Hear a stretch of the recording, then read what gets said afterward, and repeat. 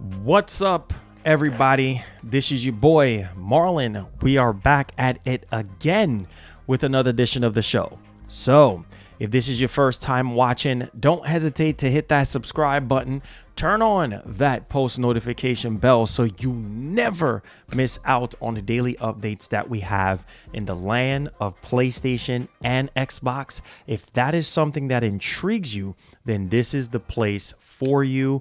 Appreciate you guys. Thank y'all so much for the love and for the support on the channel as of late.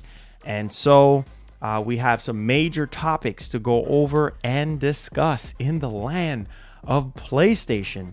We do have some Xbox stuff as well. As you guys may know, we do have pertaining to the Xbox Developer Direct or showcase. It's going down tomorrow, so we'll be streaming that for you guys as well, so stay tuned for that one.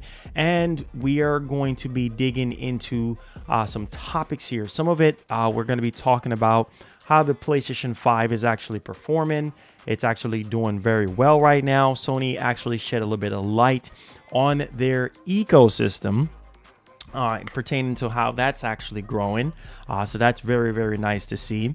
We're also going to be digging into something that is on the bizarre side of things when it comes to the PlayStation 5, just a portable aspect of the PS5.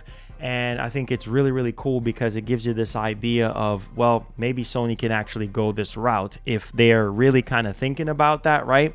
But nevertheless, we're going to be digging into that as well. And we're also going to talk about a huge backlash right now on the PlayStation side of things. This is an issue that has been plaguing since the beginning of this generation so far. We need to talk about it because we do have someone that is basically a PlayStation developer, a Naughty Dog developer, that is digging into this. And we have to talk about this because this is something that we have talked about on the channel.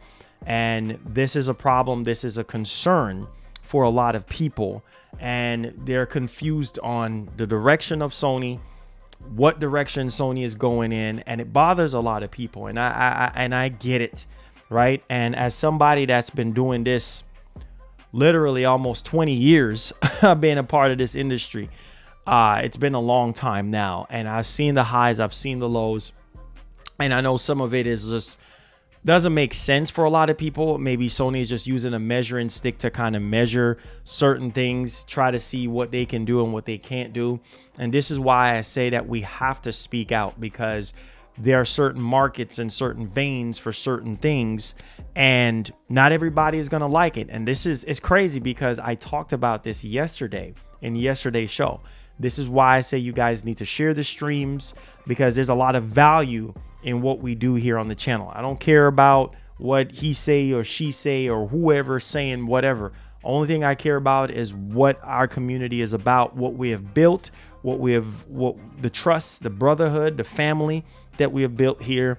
And it's amazing, because don't think that developers don't watch the show. Don't think that, you know, higher ups within the industry don't see what's going on. Oh yeah, I've even Phil Spencer talk about podcast shows, and he likes to watch podcast shows like what I do, right? And this is why I say can't speak for the next man, but this is why I say you have to use your platform and use it in the right way, right? Because in the end, it's for all of us, right? We're all gamers. Gaming is supposed to bring us all together. And if there's a problem, it needs to be dealt with. It needs to be fixed, and so that we can all push forward. So this is a very, very important topic that we're going to be talking about right now. A lot of it also has to do with a bitter taste in a lot of people's mouth when it comes to PlayStation, because they're just confused. Like, Sony, where are the games? Why are you doing this, right? When you should be showing off the games. And right now, the word on the street is that Sony ain't got no games, right? And people ask me that question all the time because they know, oh, Marlon covers PlayStation. You know, Marlon is a PlayStation enthusiast. So, bro, where are the games? I get that question all the time. Where are the games? You talk about this stuff on your show. Where are the freaking games? And I'm like, bro, trust me, Sony, this is the 30th anniversary of PlayStation. Have this in your head, okay? Sony is not perfect, all right? Sony will never go back to the PS2 Sony or the PS1 Sony, right? That is just not going to happen, all right? As much as I'm sitting here and I'm saying, oh, Sony need to do this, Sony need to do that. Ultimately, Sony already got their plans in motion. They're going to do whatever they want to do. But at the same time, there's a line that needs to be drawn on, well, can you listen to us? Right? Can you listen to the fans? Can you listen to the enthusiasts? Can you listen to the podcast shows? Like, and see what the community is asking for. See what the community is in need for, right? That should be something that actually clicks with you, because you wonder why people are not buying the games like they're supposed to. You know, these games are not freaking cheap. These games cost 200 million, 300 million, stuff that we have seen from Sean Layton. Sean Layton talks about this stuff, right? How these games cost millions of dollars to actually develop and research and all this type of stuff. And we want people to be able to buy these games and to be able to enjoy these games. But when you're going in a different direction where people don't understand the direction that you're heading in and you're just doing whatever you want to do, right? We understand that you're a business, you're an entity, and you got to do whatever you got to do to survive. But at the same time, we are the fans, right? And we are the ones that are buying the games, right, in order to support you so that you can stay afloat. We understand you don't have infinite cash flow like Microsoft. We know you don't have that type of bread, right? So therefore, Sony sticks to what they do best, and they've been doing that for years, and it's their first party exclusive games, right? People want to see new games. People are tired of the Uncharted. People are tired of Last of Us, right? You know, it's just the same cycle over and over and over and over. All these same games over and over and over again. And people are like, right now, it's cool that we're getting sequels, right? It's cool that we're getting Death Stranding 2, Ghost of Tsushima 2, Uncharted 5. It's cool that we're getting those sequels, but people are wondering, where are the new games are at?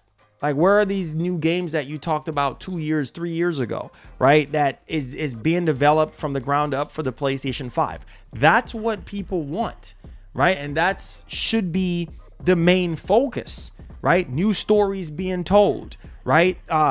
Different type of worlds being explored. I mean, we have the technology. Why can't we explore those avenues? It makes no sense to me. Zero sense to me. And so I want to kind of tailor this show today talking about what's actually going on, what's being said, because it's a huge backlash that has been stemming since, I would say, year one of PlayStation 5. And now it's getting worse and worse and worse. Okay. And now we have a Sony developer even saying the same thing that I've been talking about. Same thing. All right. So I don't know. You guys want to hear it from somebody else other than what I've been echoing. I've been saying the same thing.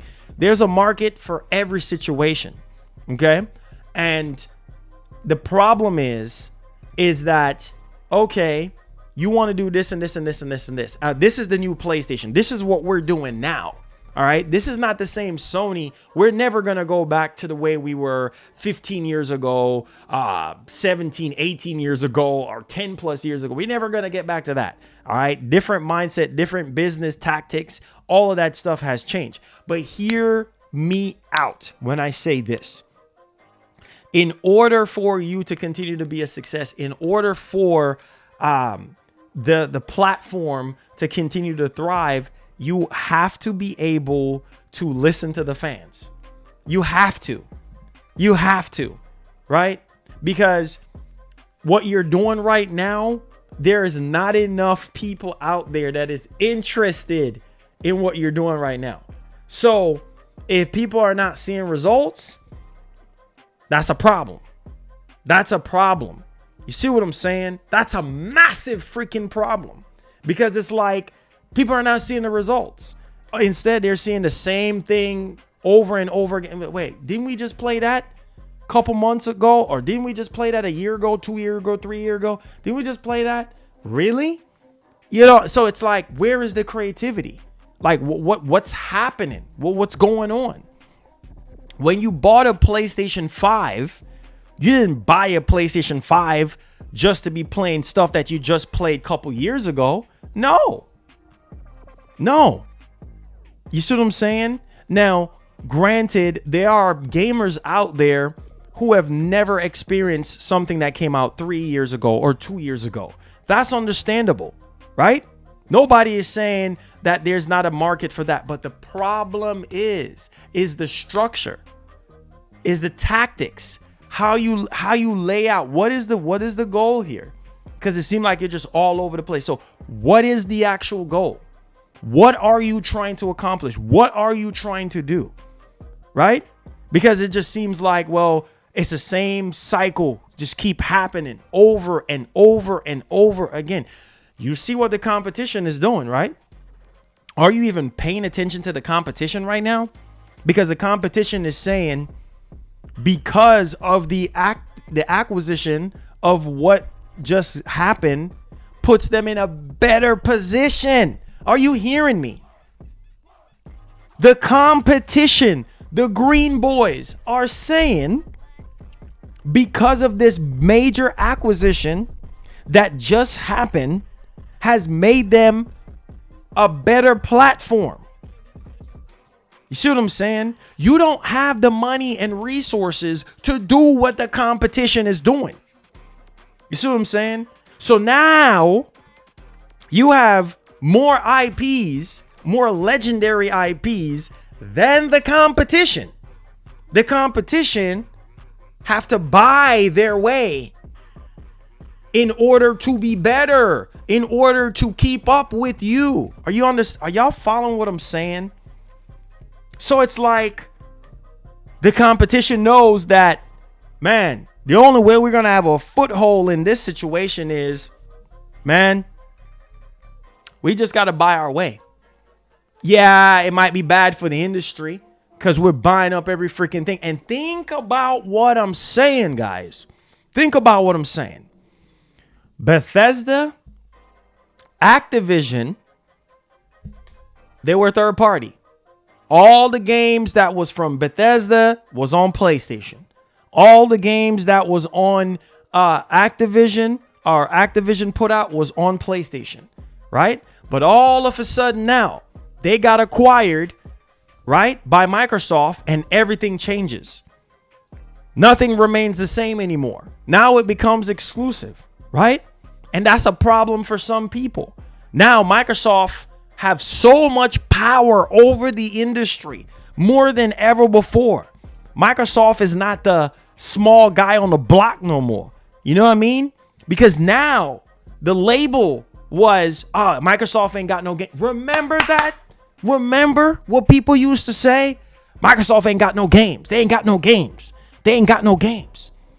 You can't say that no more. You can't say that no more. Now it's Sony now. Now the table has turned. Now it's Sony. Oh yeah. Sony ain't got no game. Remake Station 5. Remaster Station 5. No game Station 5. Look it up. You know what people are saying now. This ain't no made up story. This is the reality. Ain't Sony supposed to be the ones with all the games, all the exclusives, all the IPs, right? They supposed to be leagues and bounds ahead of Microsoft. Regardless of the cash flow, you supposed to be leagues and bound ahead of your competition in that vein, in that light. But you're not, right? And it just seemed like Microsoft is finally getting it together. Sony just seemed like, what's happening? Really? Why are y'all doing this? Where are the games? Right? Because on paper, Microsoft had the better showcase last year. Right? Sony, on the other hand, not even close to what Microsoft put out. That's the hardcore truth. That's the hardcore truth. They had a way better showcase, right, than Sony. And now, this is why a lot of people, ever since that PS5 showcase, just have something for Sony in their hearts. Like it's just like, Sony, really? What the heck is your problem? Like, where are the games? I've seen PlayStation enthusiasts, channels that I thought is never going to say anything wrong about Sony, starting to speak up. And Sony wants you to be honest about your feelings and thoughts. I told you guys that. They don't like when you sugarcoat stuff. Check out my review of Last of Us Remaster. I kept it real. I kept it 100%. I kept it 100%. I kept it real. Some of y'all don't like real, but I kept it real. I said, listen, bro, graphics is the same.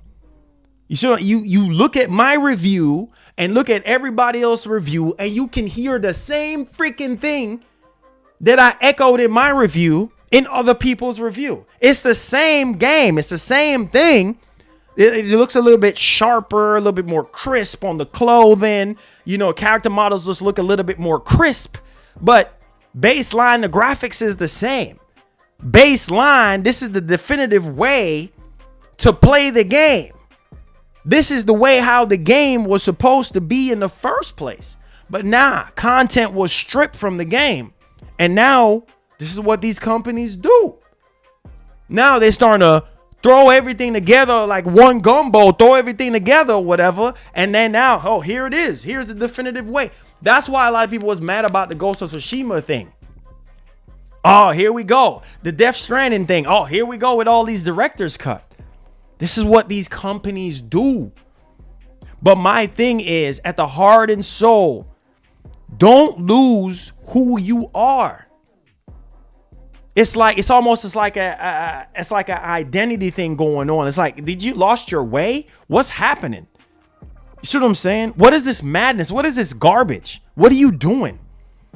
Man, listen, bro. Make sure y'all hit the like button. Share the stream, because we're about to get serious right now. This is about to get real serious up in here. So if you want to hear the truth, make sure you turn me up. Make sure you hit the like button.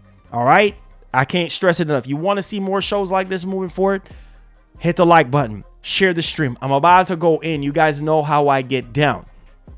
All right. So here we go. Let's talk about this huge backlash.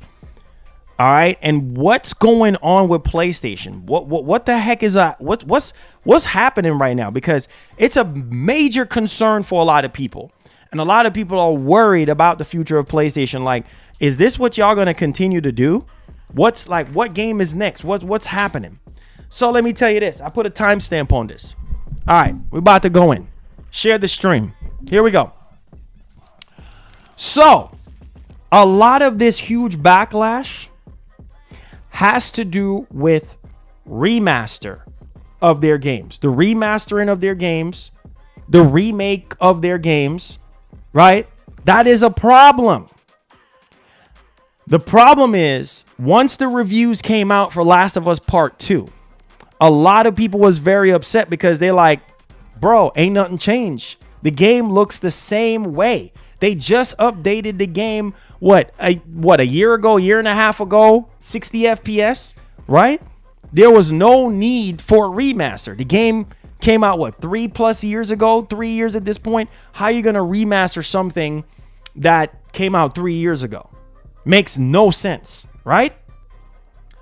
Well, Sony's thing is this. Sony is saying they don't see what the big deal is, right? Because there's a market for remaster and remakes. That is true. Pause the music real quick. That is true. That is true. That is true. There's always going to be a market for every single thing. But the problem is, this becomes a problem when it's too soon. That's the problem. Last of Us Part 2, too soon. Too soon. Way too soon. That's a problem. Because it's like, yes, it is true about there's a market for every single thing, but there needs to be a balance, right? Because people that are seasoned to PlayStation have already played Last of Us Part 2. They already know what's going on. They are new. I get it. I get what Sony is doing. I understand from a business standpoint. I understand. They have this TV adaptation going on. So they want to be able to remaster the games, and it comes off in a sleazy way. It comes off as, man, y'all just greedy. I mean, it's a cash grab. You see what I'm saying? Like, that's all I see people saying. Even in my review, that's all I see people. It's a cash grab. I'm not buying this. It looks the same. You know what I'm saying? Thank you for the review. You did a great job on the review, but I'm not buying this. I'm not even doing the $10 upgrade. I'm not buying it. Some people think it's just not worth their time. When you look at the PS4 version of the game and you look at the PS5 version of the game, it's just like you're scratching your head and you're just like, it looks the same. I was playing it on literally the best TV that I have available, right? On this Quantum Dot OLED. And man, you can barely tell the freaking difference. You can barely tell. It's so marginable. Like, it's so thin in terms of the difference. It's not a huge jump. That is a problem for seasoned PlayStation fans, people that are invested in the ecosystem and play all the games and looking forward to something new, right? Whereas the new generation, the people that are watching the HBO TV shows, they're watching the Netflix stuff that Sony comes out, Uncharted and Last of Us and, Twisted Metal. Days Gone is fixing to get an adaptation as well.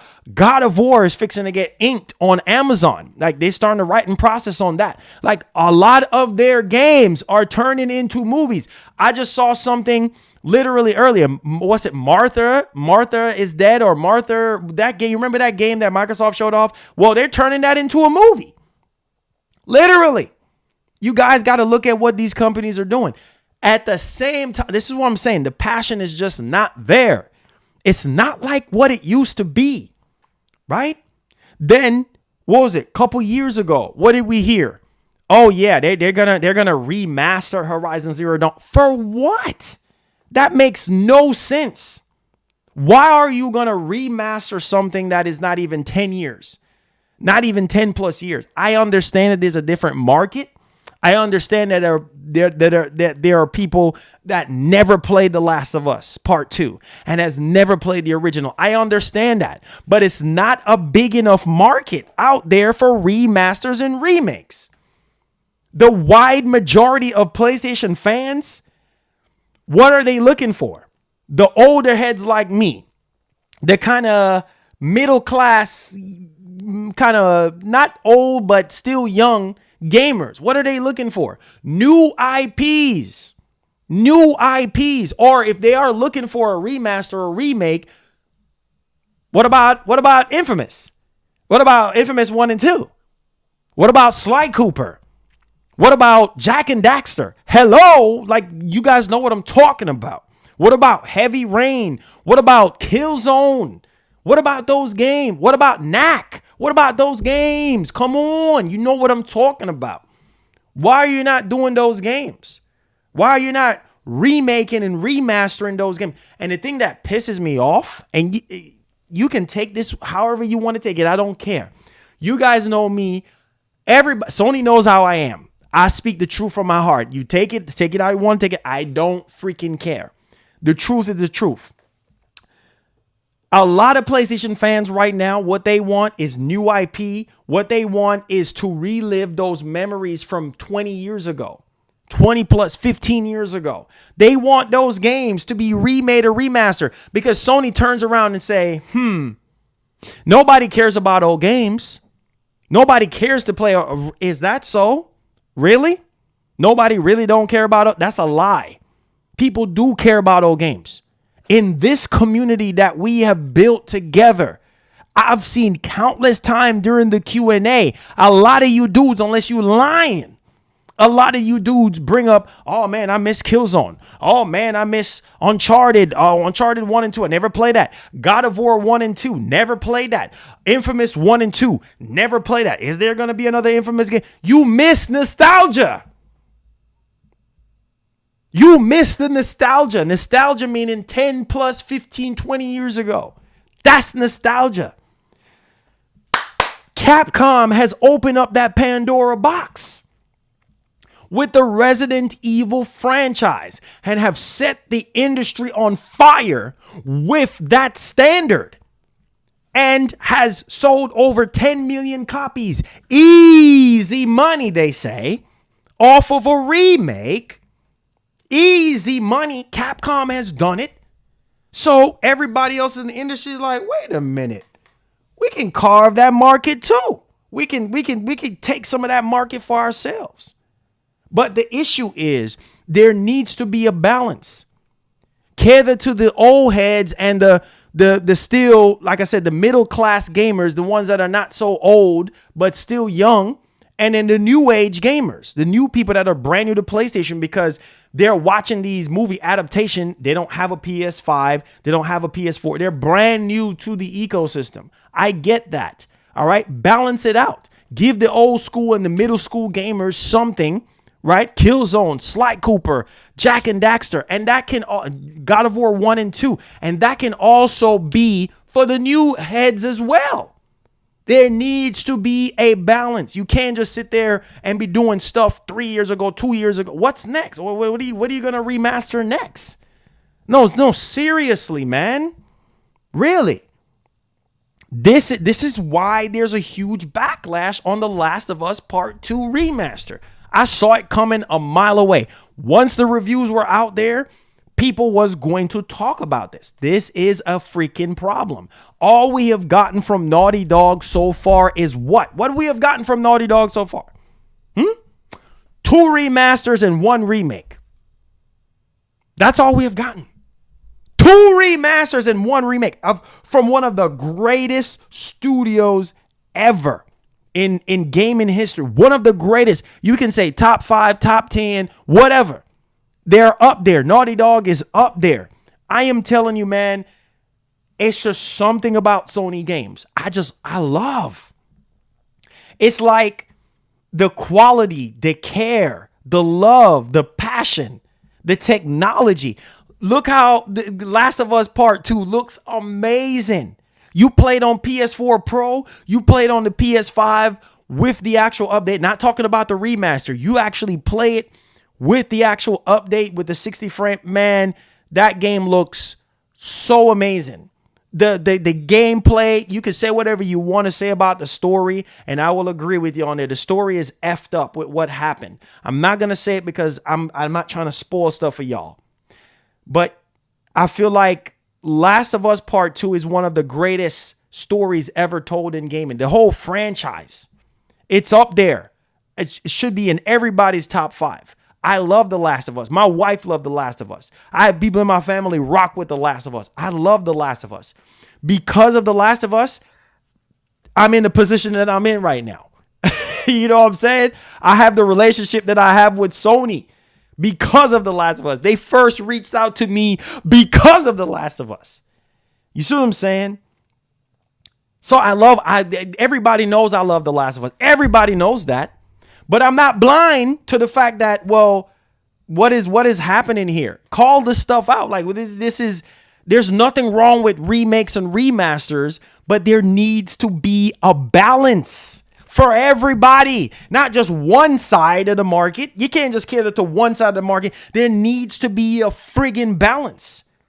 That's the problem. It's like, are we running out of ideas? There needs to be some new IPs or some strong indie games or something.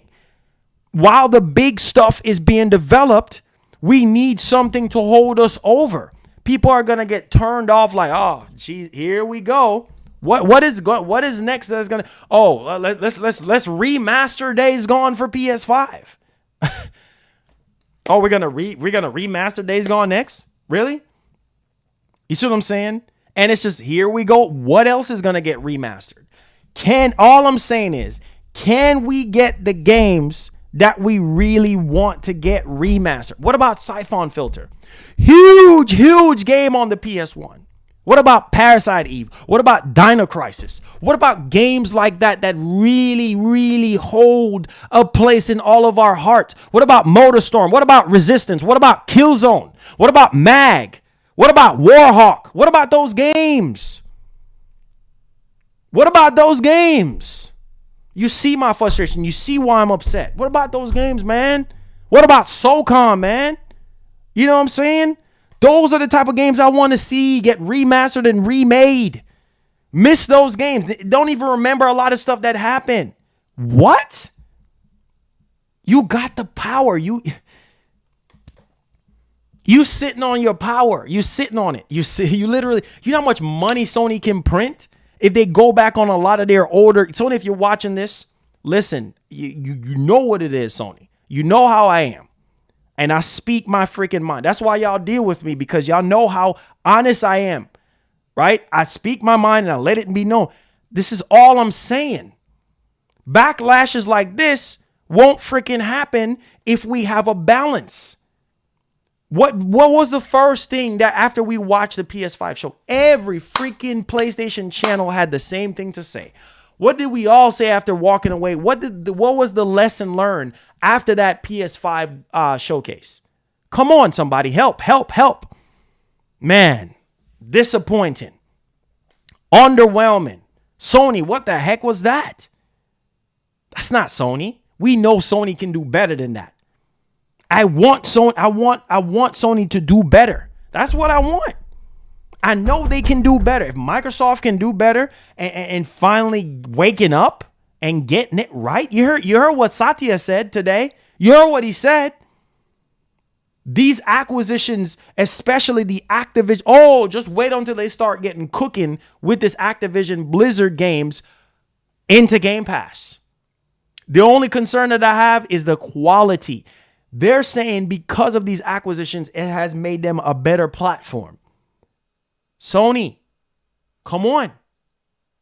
Don't let Microsoft, anything can change at any time. Don't let Microsoft can very well get to number one spot. And it ain't even about number 2, number 3, or number 1. It's about the joy and happiness. We already got to deal with so much bull crap in our lives. You see what I'm saying? We already got to deal with society and the world and everything that's going on. Gaming is supposed to be our safe haven. Come on, somebody. Y'all know what I'm talking about. Don't act like y'all don't know what I'm talking about. Sometimes you deal with bull crap at work. You're going through crap in your relationships. You know what I'm saying? You don't have nowhere else to turn. You don't have nobody to talk to. You know, you might not be a fan of music, but you love gaming. And you just want to you come home from work, you're stressed. You know what I'm saying? You just want to relieve some stress. You just want to turn on your PS5 or turn on your Xbox or whatever you got, PC, whatever. And you want to escape reality just for that moment in time. And it's like the Sony that we grew up on, and I'm saying this out of love. This ain't no hate. This ain't no nothing.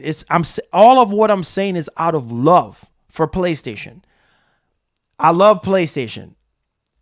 PlayStation has done a lot for me in my entire life. Ever since I was a kid, starting out, they have done a lot for me. Their games, their characters, the worlds that they have built. Bro, I was sitting there playing Last of Us Part 2 on the PS5. And I said, you know what? There's really not a lot of difference here. But with the built from the ground up on the PS5, the power of the PS5, yes, the characters do look sharper. With the 4K and everything, it does look sharper. The characters looks a tad bit better. This is the definitive way. And a game like Last of Us Part 2, bro, you can see, you get into the water, you get into the rain. How many games you know, water dripping off the backpack, water dripping off the clothes, and it looks real. The facial expressions, the attention to detail. I love that about Sony games. You could play a Sony game from 10 years ago and it looks like something that just came out. Last of Us Part 2 for the remaster for PS5. You can't tell nobody that came out 3 years ago. It looked like something that just got developed and put out there. That's what I'm saying. Their games look so good.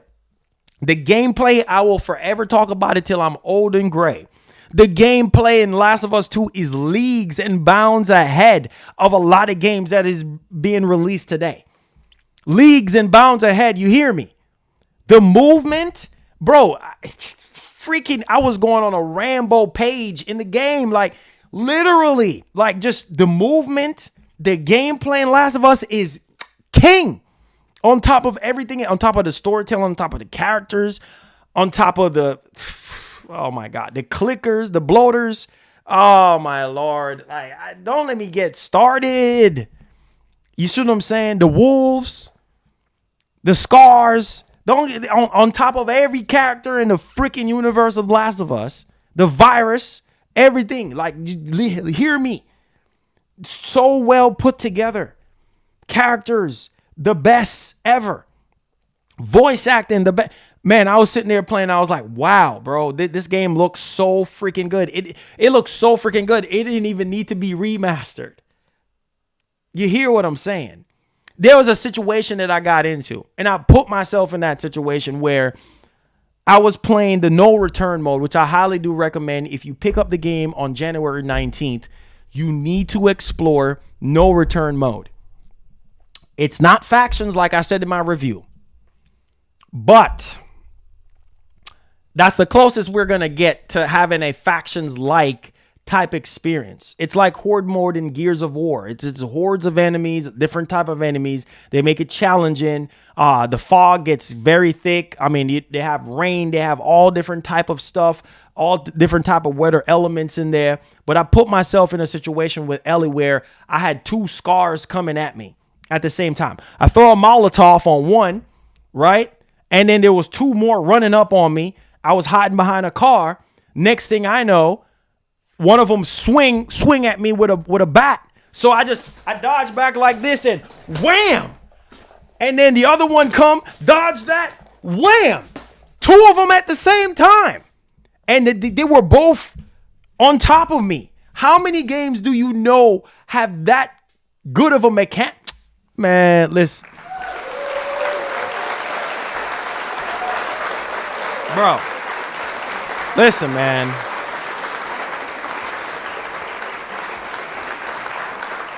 Listen, man. Listen. That's why Sony is Sony. That's why Nintendo is Nintendo. And that's why Microsoft is Microsoft. There are certain things that Sony does with their games and their studio does with their games that you're not going to get nowhere else. I am telling you, the animation, the movement, the gameplay in Last of Us is king. Last of Us 2 took everything from Last of Us 1 and made it a whole lot better. I love that game. The movement in that game, bro, if you get the dodging mechanic down, you're unstoppable. Man, you see the stuff that I was doing in that short gameplay clip in my review. Go check out my review. You think I'm joking? What? Dogs running at me, somebody else coming at me. I'm like, wham, and then move out the way. The dog is coming. He's like, hur, hur, hur. And the dogs, they like to jump. So in just a split second, I just jump back and then I just wham. I'm like, wow, there's no limitations to what you can do in Last of Us. And I'm just like, wow, that is so freaking realistic. And that's what I'm saying, man. I give Sony their flowers for their games.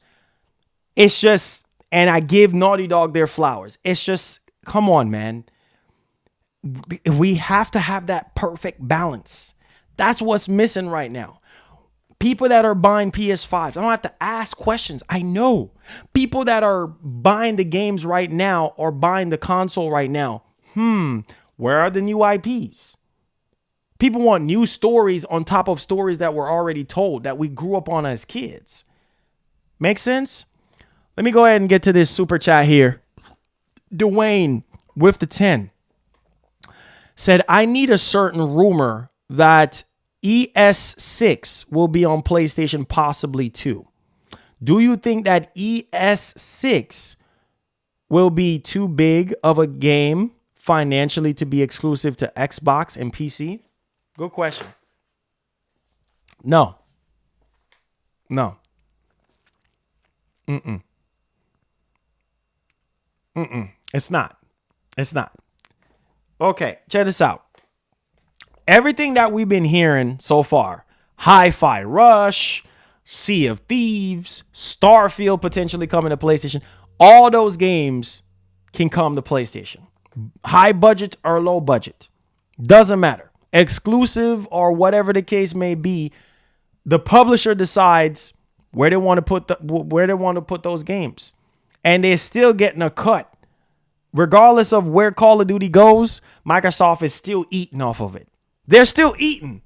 They ain't losing because it's their IP. So it's like, why not put Elder Scrolls 6 on PlayStation? Why not?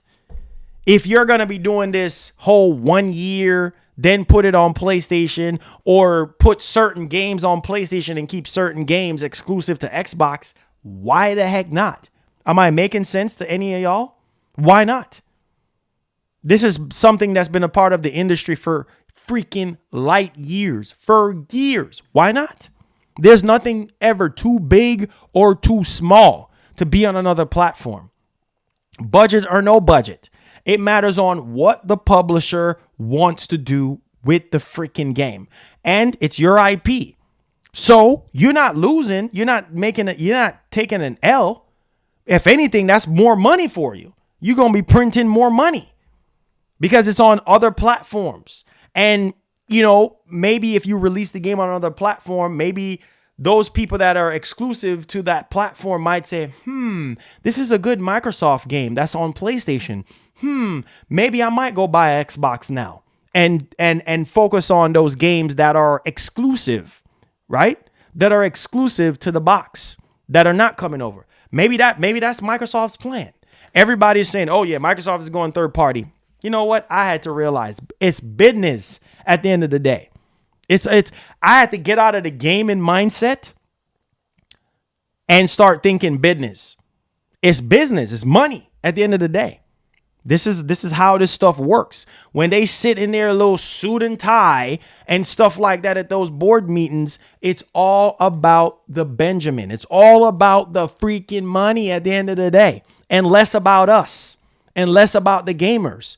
These companies are going to invest money and make moves based off of what's beneficial to them and less about us. This is why I don't understand how people worship these consoles, these pieces of plastic, recycled pieces of plastic and metal and screws and rubber. This is why I don't understand that, because, bro, at the end of the day, these companies are going to do. Did anybody ask for The Last of Us Part 2 to be remastered? Heck no.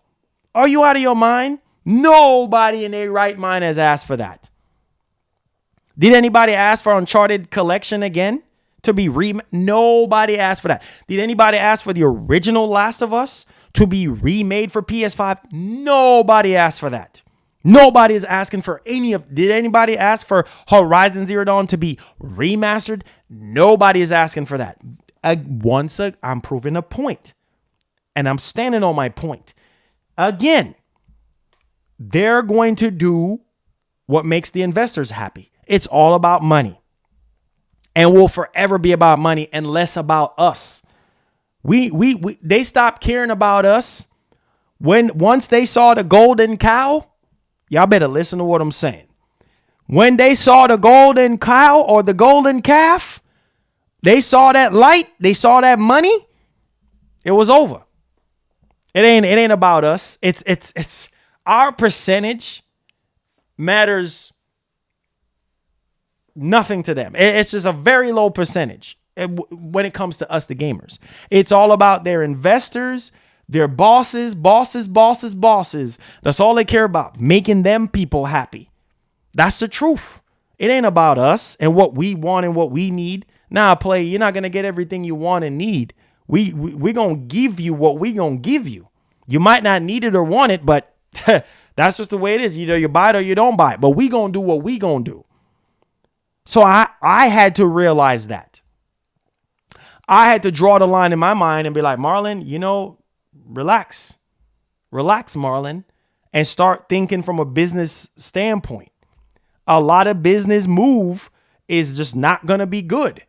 for us, the gamers. A lot of things that they're doing is not going to be in a good light and in a good vein. And there are going to be backlashes. And whenever there are backlashes, that's how they learn. Because if we just, oh yeah, dog, it's nothing wrong with it, dog, and just brush it under the rug, dog. When you keep doing that, oh yeah, dog, there's nothing wrong, dog. You keep doing that, they're going to keep doing what they're doing. But if there's backlash, look at Halo. I will forever use that game as an example. Prime example, Halo.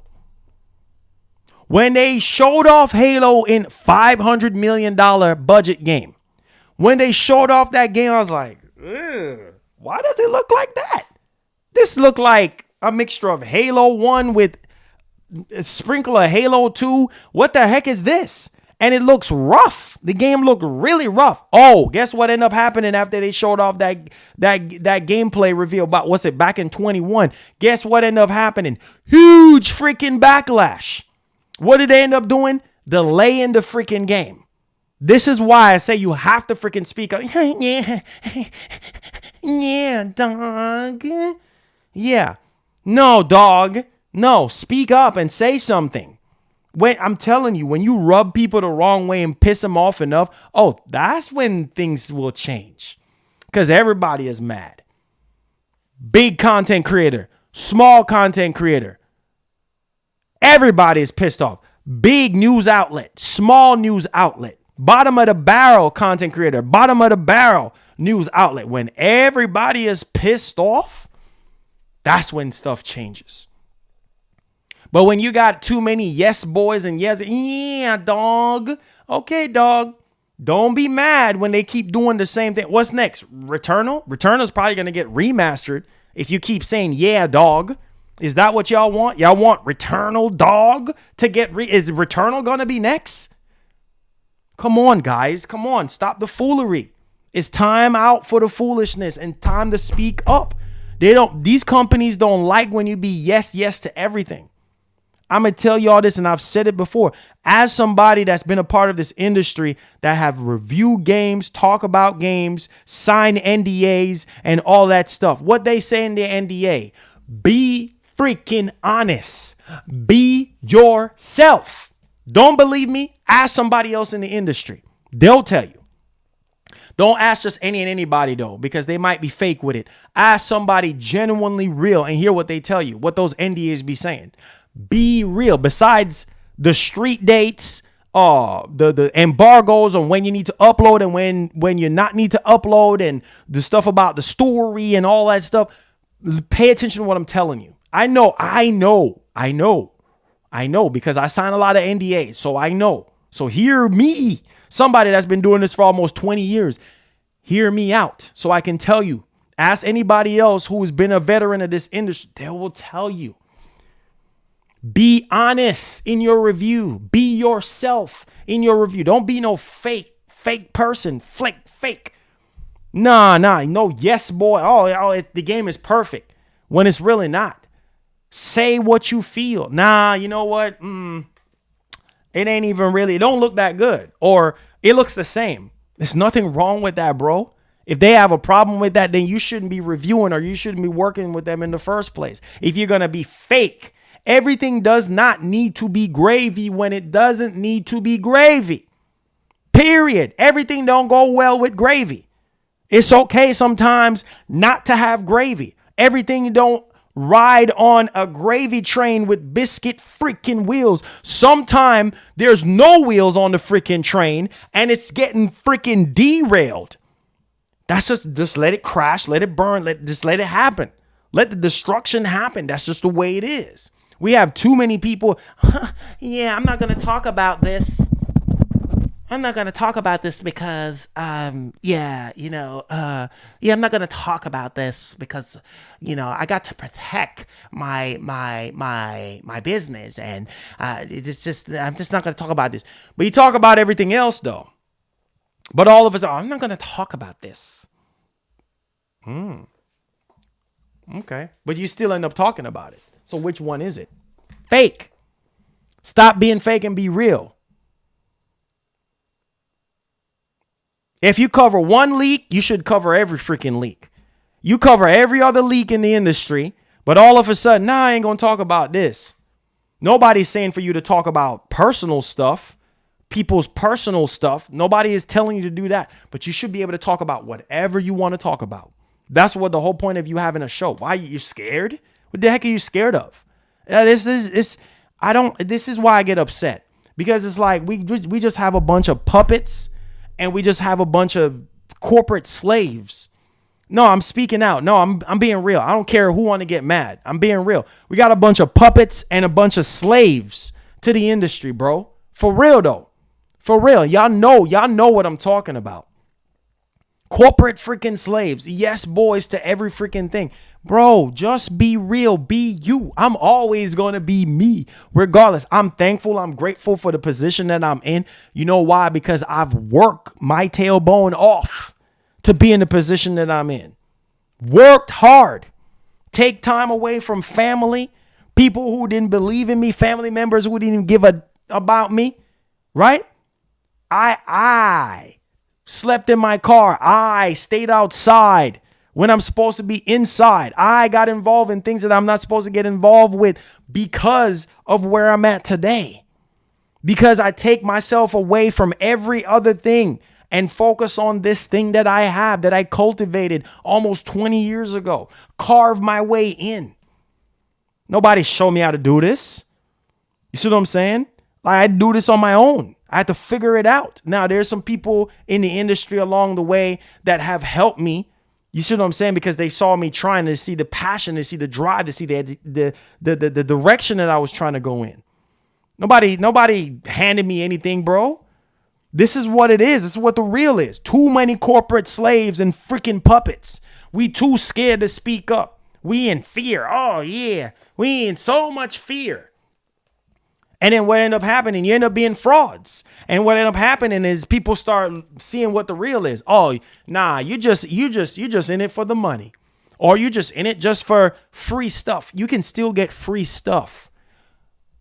A man gots to know his own limitation. You're not going to be perfect. You're going to make mistakes. People are going to call you out. People are going to make videos talking about who gives a doggone. Stand firm on what you believe in and do you at the end of the day. Period. End of story. If there's a problem, if you don't like something Sony is doing, say that you don't like it. And that's okay. How are they going to know what direction to head in when all we're saying is yes to everything? All we're saying, oh no, everything is okay. What? No different from being in a relationship. You have an issue, you have a problem, and then all you're saying is, nah, baby, everything's good. And then when stuff hits the fan, it's too late. Now y'all got to break up. Now y'all got to split up because you're saying yes to everything instead of speaking up. So what if you lose her? What's the worst thing can happen? You end up losing her or losing him. Right? She walks away. He walks away. Game over. It's always somebody else. Same thing with this gaming thing. Like, oh, PlayStation. Okay, it's okay. It's okay. Say what's on your mind. If there's an issue, just like what's going on right now, a lot of you dudes want to buy a PS5. Some of y'all don't have a PS5. Some of y'all want to, and y'all waiting for that new IP, or you're waiting for Sony to really show us what they're made of with the next PS5 showcase. You want to see the games, the big AAA stuff. You tired of the remakes. You tired of the remaster. You want something fresh. Come on. I can't be the only one that feels this way. Some of y'all know what I'm talking about, but some of y'all don't want to admit it. It's facts, man. Man, you don't even know how I be feeling sometimes, man. Yo, this is why, see me, I'm always going to be me. Don't care what anybody else want to say about me. Do I care what people think about me? Do I care what people have to say about me? Don't care. Now, let's dig into this on why, on freaking why there is a freaking backlash. Let me see if I can pull this up. All right. Look here. Look at this. Look at what's going on here. You see that? Big on screen. Big on screen coming from PlayStationLifestyle.net. Look at this. The Last of Us 2 Remastered director doesn't understand why remasters evoke backlash. He don't understand why. So y'all think that I'm just joking around about this? You think the show today is a joke? Oh no, he just clickbait. No. Look on screen. I know y'all can see it. If you're driving, don't look. Listen, okay? Naughty Dog veteran Matthew Gallant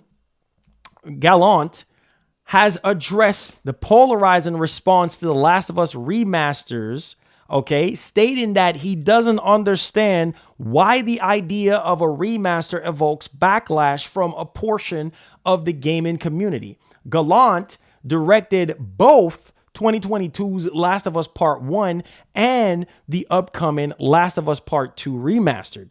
The Last of Us remasters have an audience, says the director. Of course it does. Of course it does. Okay. Now, during an interview with Video Game Chronicle, Gallant was quizzed about some of the negative reactions to the actual remasters, particularly towards The Last of Us 2, in response to which he said that the upcoming game is the best way to play Part 2 and that there is an audience for these new releases, which is true. Right? And it is the definitive way, which I said in my review. This is the definitive way for you to experience Last of Us Part 2. If you are brand new to the series, that's what I'm saying. There's an audience, which is true. There's a market, which is true. But for the general audience, for the general consumer, for the general PlayStation gamers, what about them? What about the people who have already played Last of Us 2 back and front for the past 3 years? They have finished the game 5 times. Okay, let's finish reading this and let's go over and discussing about why this is irritating for a lot of people and why I said what I said in my review. I quote, I don't understand some of the the consternation about that The Last of Us 2 remaster offers, Gallant said. If you are a new PlayStation owner and new to the franchise, we want to get you the best experience with all the hardware features on a PS5 native version of the game. My sense is there's an audience for this for whom the idea of a PS5 version is thrilling. Gallant does not understand that the remasters aren't for everyone, though, and he is fine with that. Exactly. You see this part right here? You see what I'm saying? Gallant does not understand that the remasters aren't for everyone. That's what I am saying. That's what I'm saying. Sorry, guys. That's what I'm saying. The remasters are not for everyone. One would sit there and say, well, don't buy it. Vote with your wallet. Don't buy it. There's not enough of us to sit there and vote with our wallets. Call the stuff out and be like, okay, this is cool and all. Again, echoing what I've been saying. Yes, there's gamers out there who are brand new to PlayStation, who are brand new to The Last of Us, who are brand new to the PS5, right? Who have never experienced the PS5, who have never experienced the features of the PS5, who have never experienced or played Last of Us Part 2. Okay, fine. This is one of the greatest games ever made. You're going to have a great time. But for people like me and you, we're still sitting ducks. We're still waiting. Like,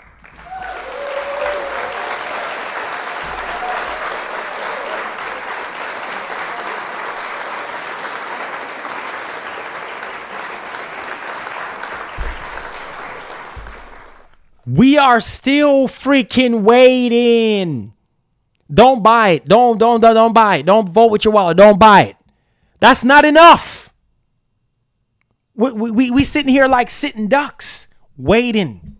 There's still a void that needs to be filled. Are y'all understanding what I'm saying? There's a void that needs to be filled.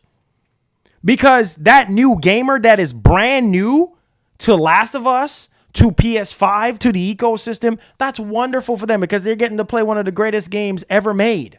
But for the seasoned PlayStation fans, the wider audiences who have no interest in buying this remaster, you're sitting there like a duck waiting. Where's the other game? Where's the new IP?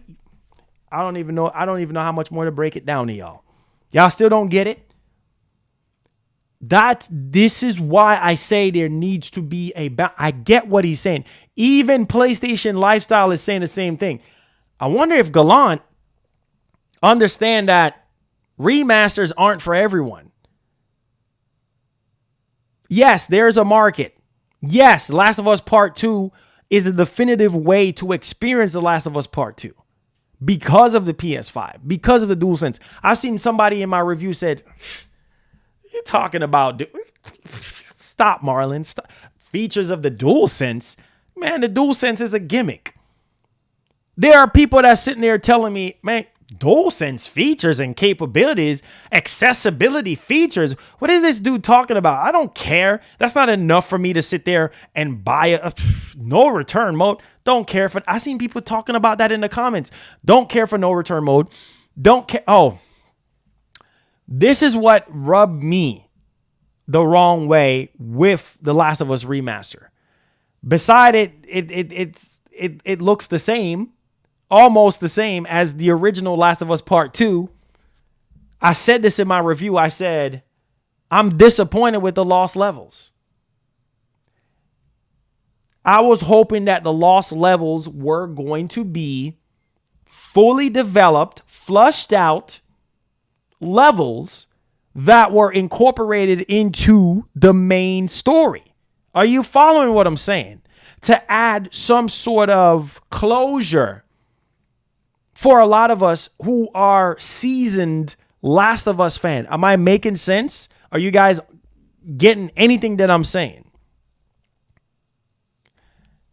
Nope, it's not. It's a whole separate thing. It's not even in where you select the levels, where you would normally, like if you hit load game and you go into the levels and you start looking at, Jackson, and you start looking at Seattle and Wyoming and all these different places that's in the game. Like, you look at all these different freaking levels, the sewer and all these different levels, and you're like, well, where's the lost levels? Where's the Jackson party? Where? No, it's in the making of. It's in a pre-alpha state. It just gives you a raw, unedited, unfinished version of these levels. And I'm just like, really? Why didn't y'all just make this full-fledged? Again, this is why I say we got to speak up. Ladies and gentlemen, this is why I say we have to speak up. We have to speak up and say something. And I kept it 100% in my review. I kept it 100%. I said, you know what? It's worth the $10. If you are somebody who is brand new to the actual franchise, by all means, go ahead and pay full price for it because you're brand new to it. There's that audience. There's that gamer who is brand new to The Last of Us. Okay, if you're brand new to the entire franchise, you're winning. It's awesome. You're going to have a ball. You're going to have a great time because us, the seasoned veteran gamers of PlayStation, we have already played everything and experienced everything. But if you're brand new, you're eating good because you got the remake for part 1 that looks amazing and have all the feature sets of the PS5. There's the huge perk. There's that market. There's that audience. Right? And if you never played part 2, oh man, this is the definitive way. I said it in my review. This is the best way to experience Last of Us if you never played it before on the PlayStation 5. You're going to have a great time. But there's not enough of those people out there. Not everybody's going to be like, yeah, I already played this 2 or 3, 4 or 5 times. Let's go ahead and pay $50 freaking dollars for this game. A 3-year-old plus game. I'm going to spend $50 after I just beat the game 3 or 4 times already. There's nothing really new besides no return mode. I've said it in my review. I said the lost levels in my review. I said the lost levels was an afterthought. It was just like, yo, here you go. You know what I'm saying? But no return mode is nice. And it should be one of the reasons why you buy the freaking game, because it's fun and it's something a little different, you know? And yes, would I hope that they would have incorporated at least, man, I would have been so happy if they would have remastered factions. I would have been happy about that, because we are in an era where people need more multiplayer games on PS5. I would have been so happy with that. How about you remaster or remake factions? Even though factions is not even that old, but I'm just, if you stemming it from way back when, then fine. You know what I'm saying? If you from the very beginning, factions from the very PS3, then fine. Right? But at the same time, it's like, what are we doing? Nah, we didn't know that you cannot give us factions. So now we have to just get no return mode. And that's fine. Okay, fine. But at the same time, that to me is a huge selling point for the remaster. And guess what? Not a lot of people like no return mode. Not a lot of people care for it.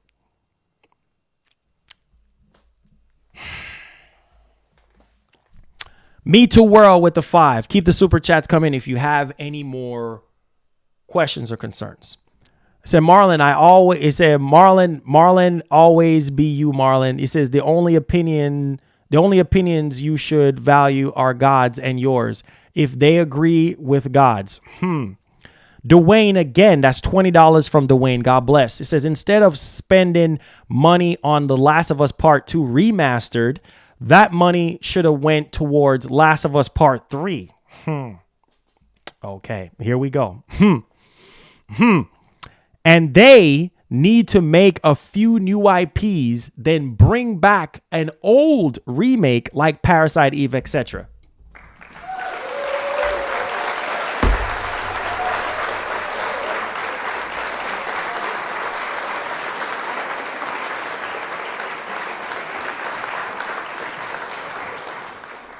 Shout out to Dwayne for carrying our stream today with donations. Listen, my brother, much love to you and your family. Thank you for the blessing, for blessing our show. Same thing I've been saying. Instead of investing money, and Sony has said, well, these remasters and remakes don't cost as much money.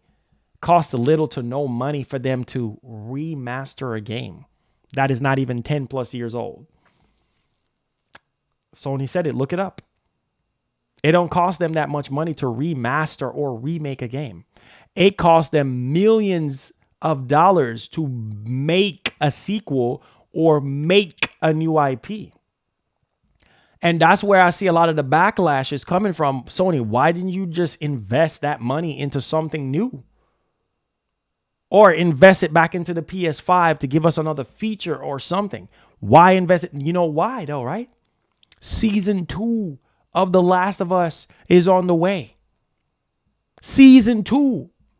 Pedro Pascal he dropped his schedule from what he was working on. Now he's back on board with The Last of Us. Bella Ramsey, all of them. They just hired the chick for Abby and the dude for Jesse. And I mean, this train is going. Sony wants that money. This remaster, they're going to make bank. You just wait. This remaster part 2, y'all just wait. This is going to do easily over 10 million. You see the success of season 1. You see the success of part 1, the remake. You see how many copies that sold? How many copies of Last of Us Part 2 you think they're going to sell? Over 10 million easily with the adaptation of this show. People love The Last of Us, bro. People that never played Last of Us in their lives are buying a PS5 and buying Last of Us just because of the... Don't you guys get it? It's a business move. It's a business move at the end of the day. We're not going to like every... That's why I said every single thing Sony does is not gold. You got to call this stuff out. This is why I'm always hard on Microsoft. Been hard on Microsoft for years because I'm like, Microsoft, I know you can do better. People always say, oh, you're just hating on Xbox. It's not hate award towards Xbox. It's tough love because I want them to do better. I know the old Microsoft and what they're capable of. This new Microsoft is like, I got to get my mind right. I got to get with what they're trying to do. They're trying to get their games everywhere. That's cool. They're trying to get everybody to experience their games. That is cool. But what about the quality? That's what worries me about Microsoft, the quality. I'm cool with Microsoft. I don't have no issues with Microsoft, no bad blood, nothing like that. I'm cool with Microsoft. I love Microsoft. I have a Series X. I have a PC. You see what I'm saying? I don't have any. The only issue I have is you go back on my channel. What have I been talking about when it comes to Microsoft? The quality of their friggin' games. The management. Phil, wishy-washy from time to time, saying this, saying that. You guys know me, but listen, I give Phil his flowers. I said, man, if it wasn't for Phil Spencer, I don't even know what would happen to Xbox. I give Phil his props. But sometimes Phil say things and do things that makes no sense sometimes. Just like the rest of these execs. They say one thing and then they go back on their word. But Phil is good for Xbox, bro. He is. I wouldn't want nobody else right now. I can't even think of anybody else that I would want to be running Xbox. The man is not perfect. But at the same time, he has said things in interviews that makes no sense. You see what I'm saying? I'm like, wait, what? Wait, what do you mean? Y'all are comfortable in third place. What? What are you talking about? Wait, what do you mean you're not... you're not in the business to out console Sony and Nintendo. What do you mean by that? You're in the console business, so you should have some type of desire or dedication to out console the competition. What are you just in the business to take L in the console space? No, you should want better. That's why they invested in Activision and freaking Bethesda. That's why they invested in King, because they know their biggest competition is Apple and Amazon and all this and that in the cloud. I get that. King is fine. Mobile is fine. Cloud is fine. But you're in the console space. Dominate that and stop your foolishness. Y'all know what I'm talking about. Some of you Xbox dude know what I'm talking about. You know the issues with Xbox for years. Oh yeah, dog. Wait till July. We wait till July. Wait till E3. Wait till this time. And then when we see the freaking games, it don't even look remotely close to Nintendo or Sony in terms of polish. Y'all know what I'm talking about. Stop wasting my time. Y'all know what I'm talking about. Y'all know exactly what I'm talking about. You know the issues. You know the issues with Xbox. Don't act like you don't know. Some of y'all love to brush things under the rug. Oh, Phil. You know what I'm talking about. Don't act like you don't know. Brushing, wait till July. Wait till E3, they say. And then when we wait till July, wait till E3, under freaking whelming. Under freaking whelming. Same thing with PlayStation. Guys, we got to get to that point where we draw the freaking line. We have to all get to that point. When is it going to stop? You look at Hellblade. I've been an advocate for Hellblade 2. And I'm like, man, yo, Hellblade looks amazing. Hellblade looks amazing. Right? Some of y'all, I give up on Xbox. I give up. I'm like, nah, man, Hellblade looks good. Hellblade looks amazing. Don't give up.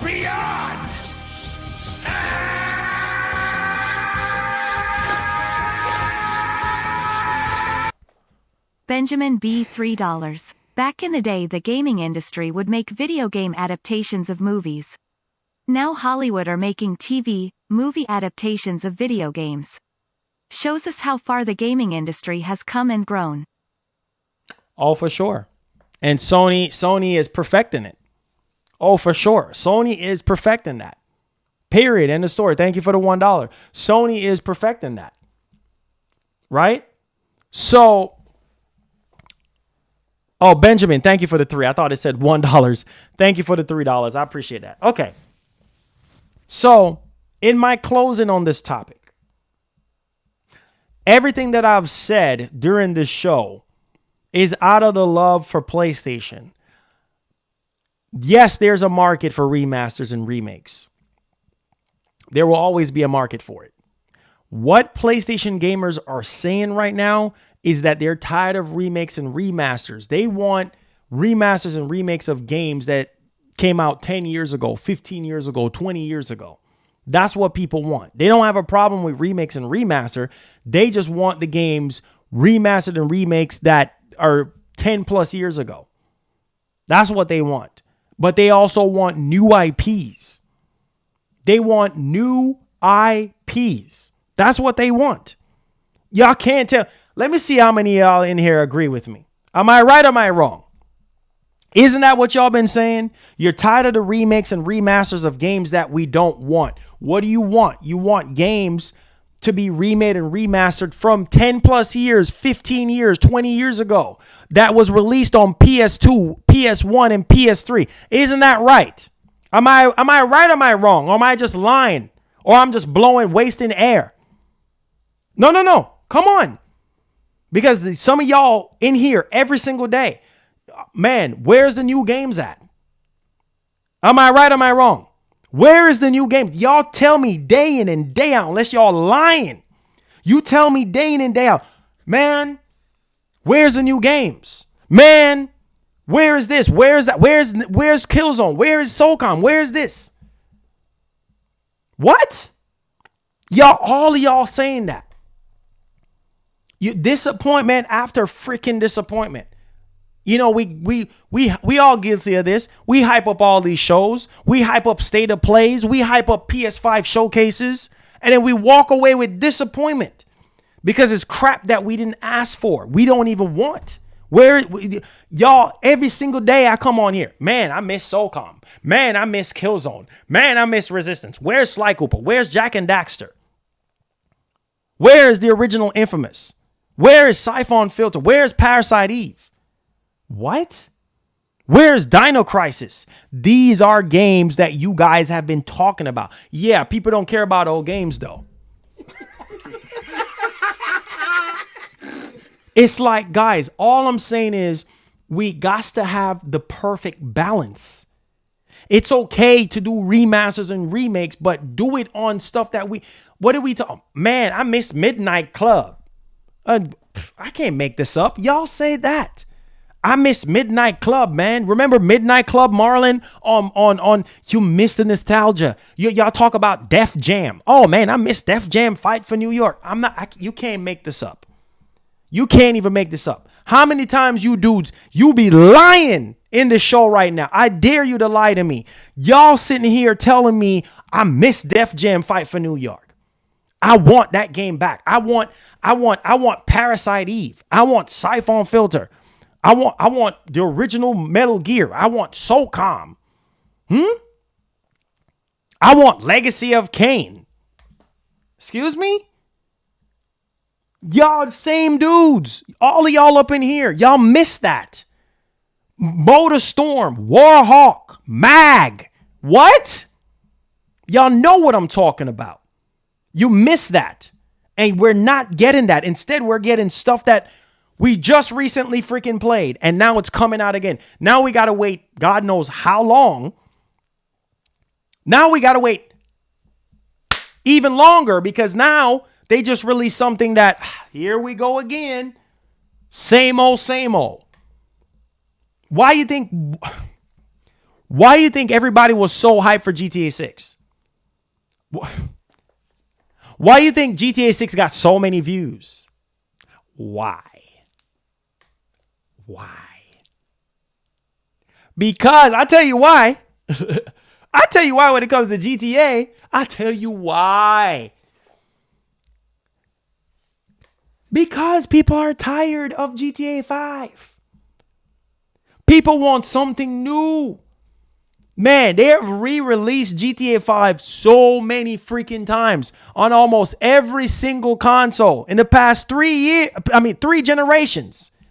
3 generations. GTA 5, GTA 5, GTA 5, GTA 5. 360, GTA 5. PS4, GTA 5. PS5, GTA 5. What? Tired of GTA 5. We need something new. You can't make this up. Y'all know what I'm talking about.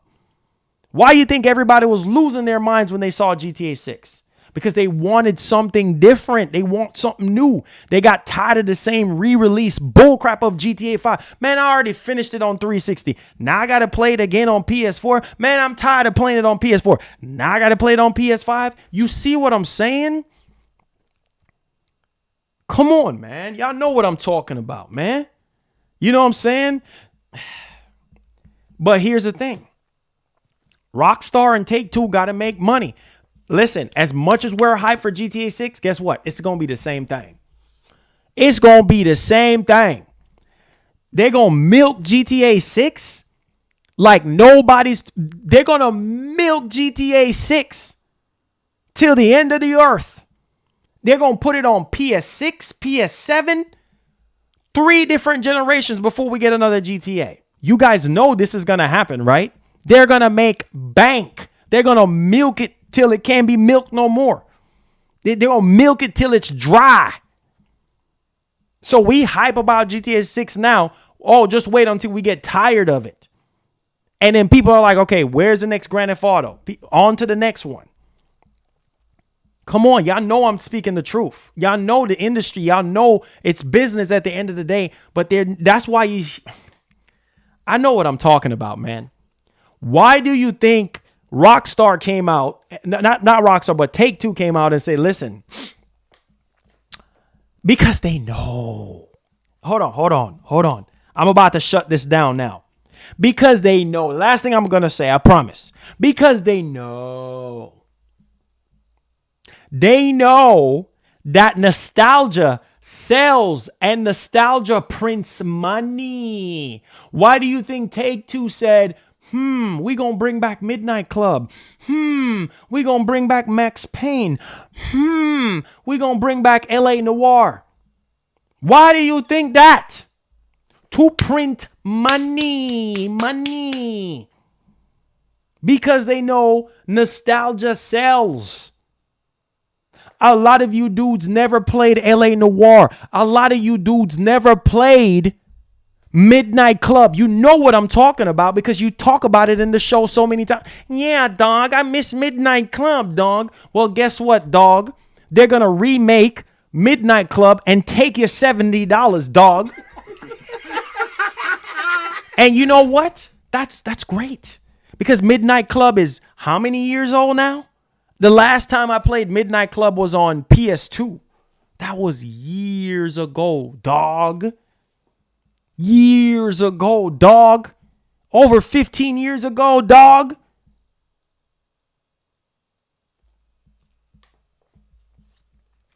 Nostalgia sells. PS2 days. Why do you think they said they're going to be remaking Max Payne 1? Remaking Max Payne 2. Why? Because a lot of you dudes, he said they're gonna do GTA 6 in like 30 minutes.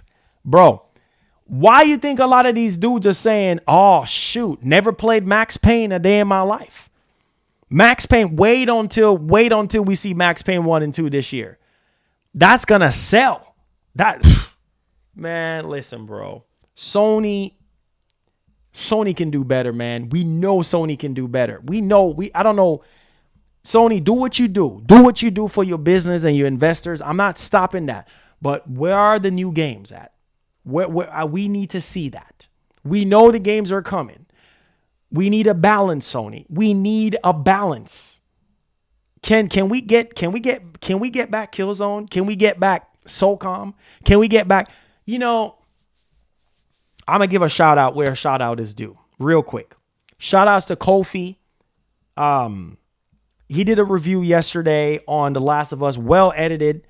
And I saw he was talking about the same thing I've been saying. This remaster was not needed. He had Infamous 1 and 2 on his table. You can't make this up. You can't.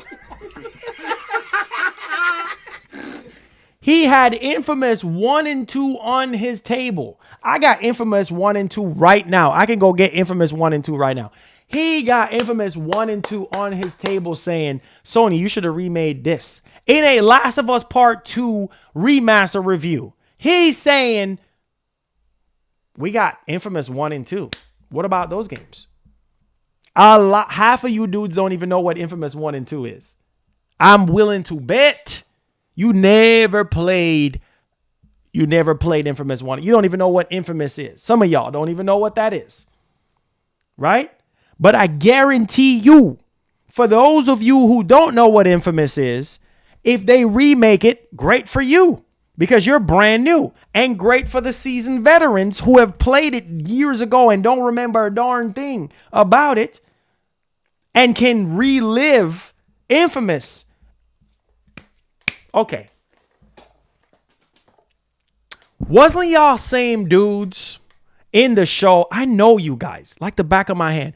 Wasn't y'all same dudes saying, y'all was wondering, Sucker Punch. Hold up just a second. Sucker Punch.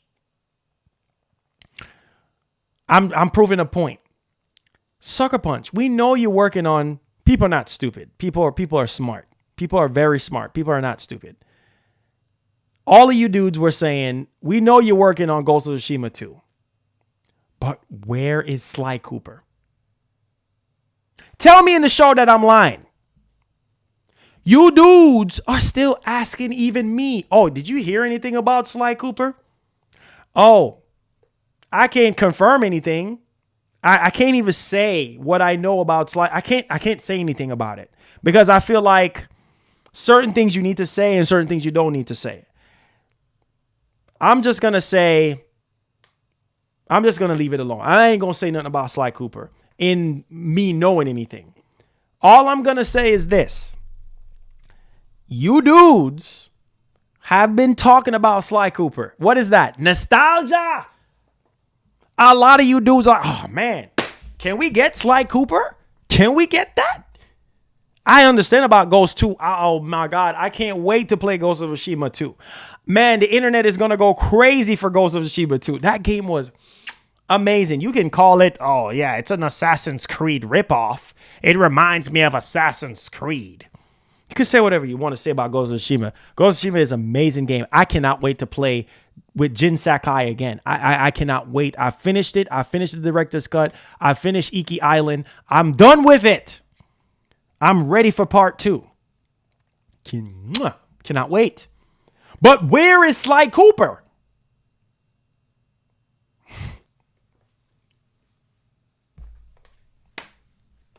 Can you remaster that? Can you remake that? Come on, man. Let's move on to the next topic.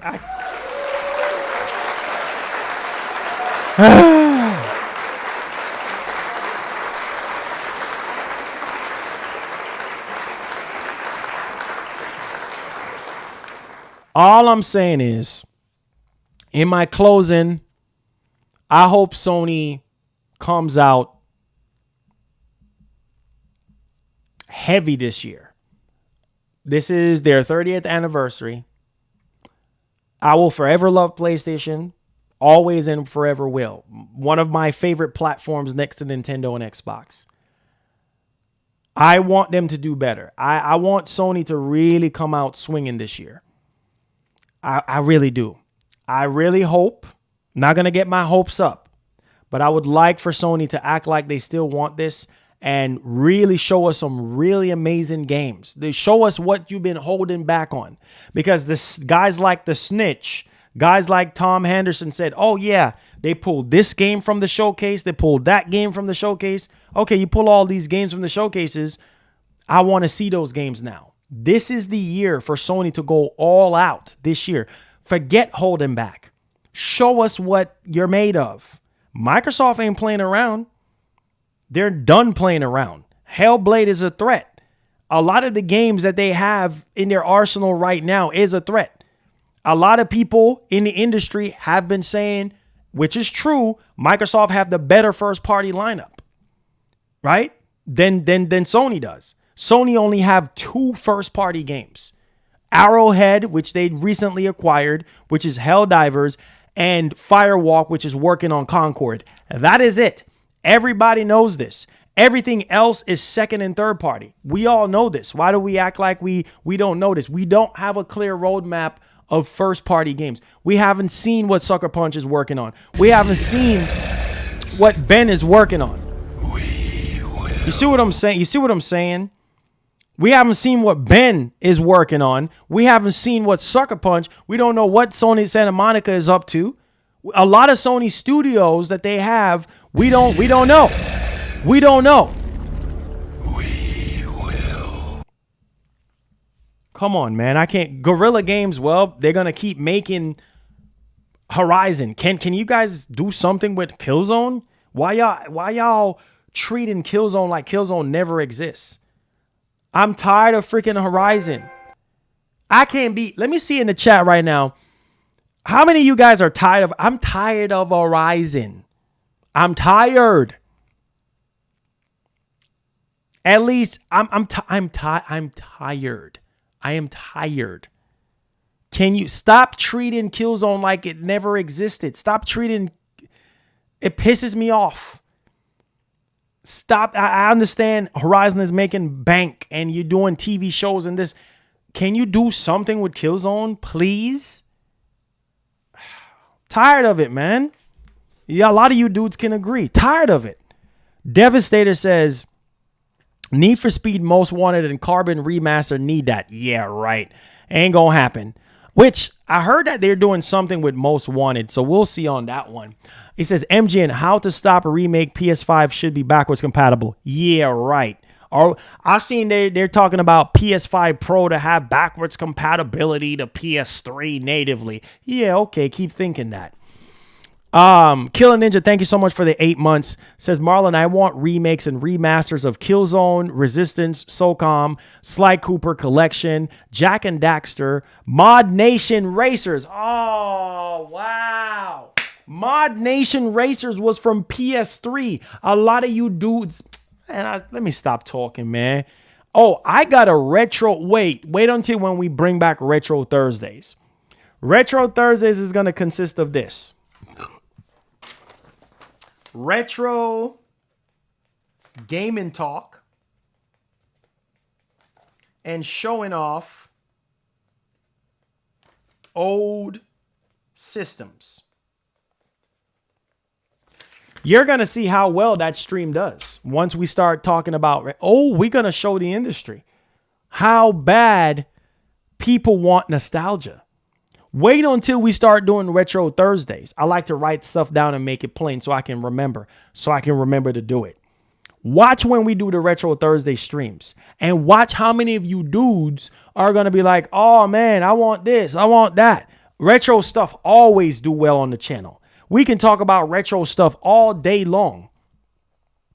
Come on, man. Y'all know what I'm talking about. Don't act like y'all don't know what I'm talking about all of a sudden. Don't act like you don't know. All right. Now, let's move on. Oh, boy. Here we go. Here we go. Make sure you hit the like button if you are enjoying the show so far. Because I'm enjoying the show. So tomorrow, we have Xbox going up first over Sony. All right. So we have a big Xbox leak here. All right. And the reason why I say it's big is because, well, it's a big game. All right. It's one of the biggest games right now for Xbox. It says, when we going to chop it up, man, on these games? Oh, bro. Oh, we going to do that, bro. We going to do that.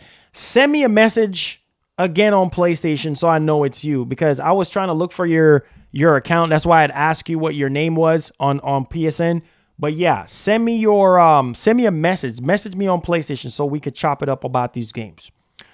That big game, my friend. What big leak? What big game you talking about? Well, for those of you dudes who don't know, Microsoft is doing a developer direct tomorrow. January 18th, tomorrow. They're doing a developer direct. Okay. And that developer direct is going to give us a deep dive on Obsidian's Avowed. It's going to give us a deep dive on Hellblade 2. And remind me about the other two games. I think it was a game called Arc Station, or I forgot what the other game is. Remind me again. It's Hellblade, Avowed, What's the other game? Oh, Indiana Jones. Yeah, and then whatever the other game is. I don't care about what the other game is. I just care about those three. Indiana Jones, which I need to be good. Hellblade 2, which I need a release date. And Avowed, which I need to look better. Okay? All right. So let's dig into this. So we have a report here that says Hellblade 2 release date is set for this May on Series X and S. This May. So there is a lot going on right now in the world of Xbox as we head towards this week Developers Direct. And a new report has outed one of the featured games release dates. Yup. Outlet Exputer is claiming that Ninja Theory's Hellblade will launch on May 21st, 2024. Holy freaking cow. Guys, May is around the freaking corner. May is 4 months away. What? Oh, man. Oh, man. If that is true, that will be huge for Xbox. Because what Sony have first party that's coming out anytime soon? Just Helldivers. Concord, we don't even have a release date. We don't even have gameplay for Concord. If it's May, that is going to be huge for Xbox. Hellblade 2 is going to be a huge first party game for Xbox. Wow. Wow. Cannot May 21st. So I'm hoping, it's a rumor right now. It's a rumor. It says my PSN account is Me Too World now. It says I believe we're connected on PSN. Okay, got you. DM me on PSN if it's not, okay? But yeah, what do you guys think? The May 21st release date kind of sounds unrealistic. Only because I feel like Hellblade is more of a fall type game. Does that make sense? Like an October, November type release. But you never know. We will see. But if Hellblade 2 comes out in May, bro, that's 4 months away from now. That's going to be insane. That's going to be huge. You feel what I'm saying? Wow. Wow. Wow. So let me know your thoughts in the comment section. Do you believe this release date? Let me do a poll right now. Let's do a poll right now. Hit the like button, subscribe to the channel if you're brand new. Let me know. We're trying to grow our members. We need 69 more members. So if you do feel led to do some gifted subs, May 21st release. Hold on. Release date. Do you believe? Do you believe? Yes or no? All right. So tomorrow I will be streaming. Tomorrow, he said you're going to fall asleep. Tomorrow, Stalker 2 got delayed till September. September 5th, I believe. That's the final delay. What's the name? GSC, the developers, GSC. They said September is the final date on that one. So that's what we can expect on that, okay? All right. So with that being out of the way, let me know y'all thoughts on Hellblade 2. Let's dive into this portable PS5. Yes, not no PlayStation Portal, a actual portable PS5. Yes, a 4K PS5. Portable PS5. Can you believe that? Yeah. I actually thought, though, years ago, around 2020, when Sony was going to reveal the PS5, I actually thought that they were going to make a portable version of the PS5. But then I thought to myself, I was like, maybe, maybe not. Don't know if they're actually going to be doing that or not, or whatever the case may be. But hey, a portable PS5 tablet, like literally portable PS5 that you can actually take on the go. So yeah, this is a portable PS5 made real. YouTuber mods PS5 to create a PS5 tablet with a 4K OLED screen. No joke. You don't believe me? Take a look at this. It really just goes to show you that Sony can do the same thing, bro. Sony can do the same thing. Sony can make this happen. If they, man, this would sell. If Sony sold something like this for $399, a dedicated portable, look at that thing. Are y'all seeing this? Wow, bro. Wow. Wow. Wow. Wow. Wow. Man, I wish Sony would make something like this. Are y'all seeing this? A portable PS5. So it's basically a 4K OLED screen with the PS5 motherboard and everything inside of the behind the screen and everything like that, set up within the screen. Crazy. Fully developed and everything. Looks freaking awesome. Holy freaking cow. So it says right here that the PS5 is a notoriously huge console. Even with the hardware refreshes, Sony has given the console to make it lighter and take up a little less space. That anyone could have a full-blown PS5 on the go, or a system equivalent to its power is a bit of a pipe dream, at least for now with today's technology. Or so you may have thought. YouTuber channel DIY Perks, the same one who previously created the first ever slim PS5, has figured out a way to make what? A portable freaking console, right? And not only that, it's a 4K, wait for it, OLED screen with the screen, right? So it's just like, well, wow, this is freaking crazy. PlayStation Portal doesn't count because all it can do is stream games from a full-sized PS5. Exactly. But the thing is, Sony have everything they need to make a proper portable console right now. You see, compared to when it was first launched, the PlayStation 5 has had a significant internal redesign, with the components like the motherboard being completely refreshed to be a lot smaller. And honestly, it's now pretty tiny considering that this is a full PS5 that can be held with 2 fingers. And this has got me thinking, surely it's possible to convert this into a portable console. Of course, it's never going to be quite like a handheld, but there is a format for gaming that's not been explored much yet, which I think will have huge potential. A PlayStation 5 Tablet Edition. The first challenge before making this a reality, though, is that the PS5 is more than its motherboard alone. It requires many extra components to make it work.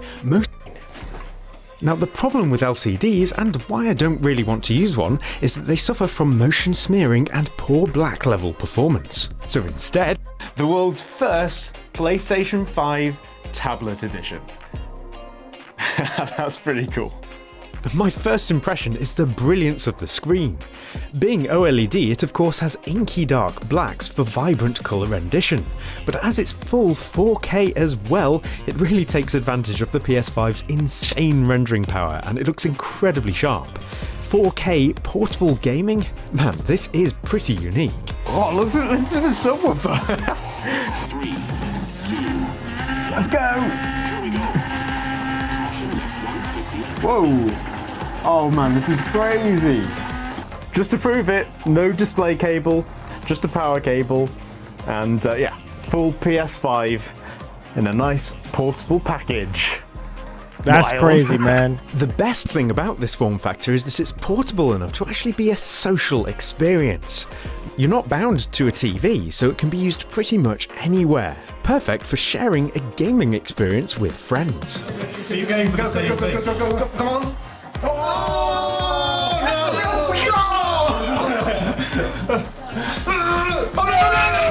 Oh, goal! I did an own goal! Oh, James!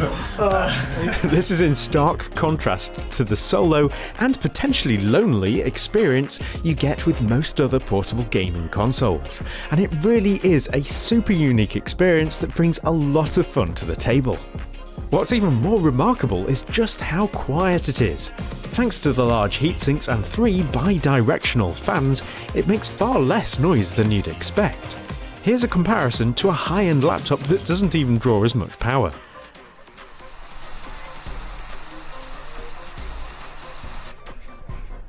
Wow. Look at that. 220 watt DIY portable PS5. You don't even hear the fans. You don't even hear the fans. That's crazy. That is insane. Man, that is a very clever idea, but who knows? Who knows if Sony is going to explore that avenue? There's no price or anything like that. This is something that he just built from the ground up, and probably still testing or anything like that. I would buy something like that. Literally, in a heartbeat, I would buy. Because look at the screen, bro. The screen, everything in one. All in one. You could take it on the go. You could travel. Man, that is crazy. I would buy that in a heart. If Sony makes something like that, I'll be a portable PS5 with a 4K screen. You could just plug it in to the wall, whatever. Or maybe you can power it off a power bank, whatever, however they would work it out. But man, wow. That will be awesome. But there's that, guys. Let me know y'all thoughts in the actual comment section. What do you guys think about all that? All right. Okay, diving into our next story here. Make sure you guys hit the like button for me, share the stream. And PlayStation Network has 123 million monthly users. An impressive 16 million quarter over quarter. So 123 million is the new record high for PSN. That is amazing. That's amazing. Wow.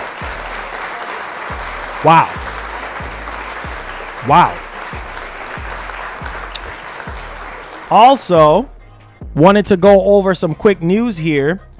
Nintendo has now dominated Japan game sales for 19 consecutive years. Wow. Yeah, and with the Switch 2 and everything around the horizon, yeah, that is crazy. I'm telling you, it's just getting crazier and crazier and crazier and crazier by the minute right now. Like, stuff is just getting real crazy right now. So let me know y'all thoughts in the actual comment section. Man, hit the like button for me, guys. Share the stream, all that good stuff. Let me know y'all thoughts. But man, this is about to be crazy. This is about to be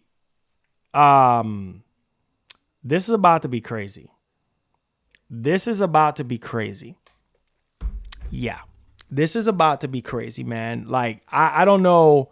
There's a lot of things that are going to be happening soon. I'm telling you guys right now. Like, 2024, I'm expecting 2024 to be a huge year for gaming. I pray that we can start to see some new games from Sony. I pray that we could start to see some more of these sequels that have been in development for 3 years, 4 years, whatever, however, how long. The future is definitely bright. You know what I'm saying? And I can't wait. So tomorrow, God's willing, we're going to be having the developer direct. Cannot wait to dive into that. Hopefully we get some closure on Indiana Jones. I don't think we're going to get a release date. Wait a minute. If Indiana Jones drops in 2024, that's going to be nasty. If Hellblade 2, which is obviously we're going to get a really, bro, if both of those games and Avowed, which I think Avowed is still slated, bro, that's 3 Titan games from Microsoft alone. That's already more than what Sony had from their first party. Man, just stay tuned, guys. Stay tuned, man. Stay tuned. Hit the like button. Subscribe to the channel. Let's get it. Wow. It's about to be crazy, bro. It's about to be crazy. Stuff is about to be crazy, bro. Like, I'm telling y'all, man, Microsoft is in a position a better position that they have ever been in, bro. Like, I'm telling you guys, stuff is really about to start heating up. Like, I can't wait. I can't wait, man. This is gonna be the year. This is going to be the year that a lot of you dudes have been waiting on and been waiting on for a very, very long time. This is going to be it. This is going to be it right here. And it's all or nothing. It's all or nothing now. It's all or nothing. It's full freaking throttle. It's full throttle now. Full throttle all the way through. Full throttle. So we're in the Q&A portion right now. So if you have any questions, if you have any concerns or anything like that, feel free to tag me at Marlin Game Nation. If you have any super chats, feel free if you want to. That's optional. Or you can hit the join button, help out our members. We are 69 members away from hitting our goal of 200. We have a lot of stuff going down for members only.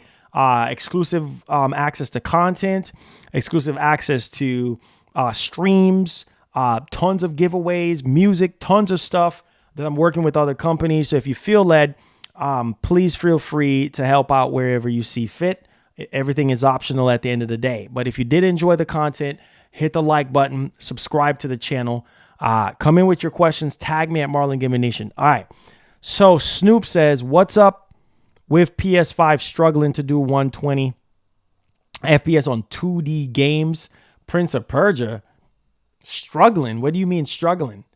They said, I haven't seen anything else on it since I heard Ubisoft said that the PS5 can run the game at 4K 120. So I don't see why the PS5 would be struggling to run a game at 4K 120 at a 2D game at 4K 120. I haven't heard anybody saying anything about that. So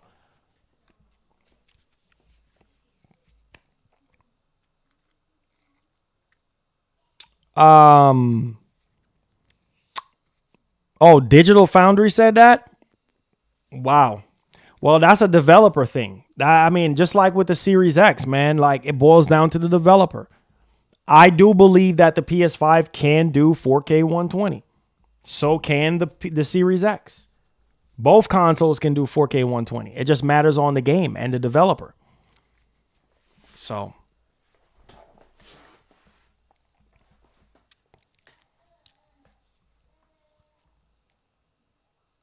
it says, nah, it's not hitting 120 anywhere, to be honest. Really? Well, I don't know what's going on there, bro, but it says show video and Xbox was doing better. Well, that's good for the Xbox. That's good. That's a big W. That's what it's supposed to do. Until Dawn movie is in the works. I mean, it was already a movie when we were playing it. It was already a movie when we were playing it. It says strike the hammer when it's hot. We'll see about that. He said watch the video. Let me pull it up. Let me see what's going on. Which video is it? Which is it? Let's see, Digital Foundry.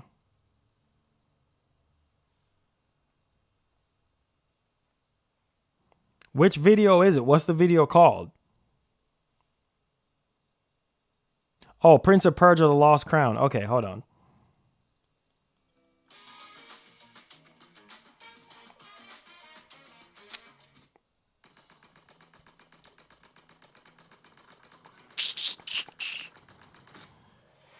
Okay.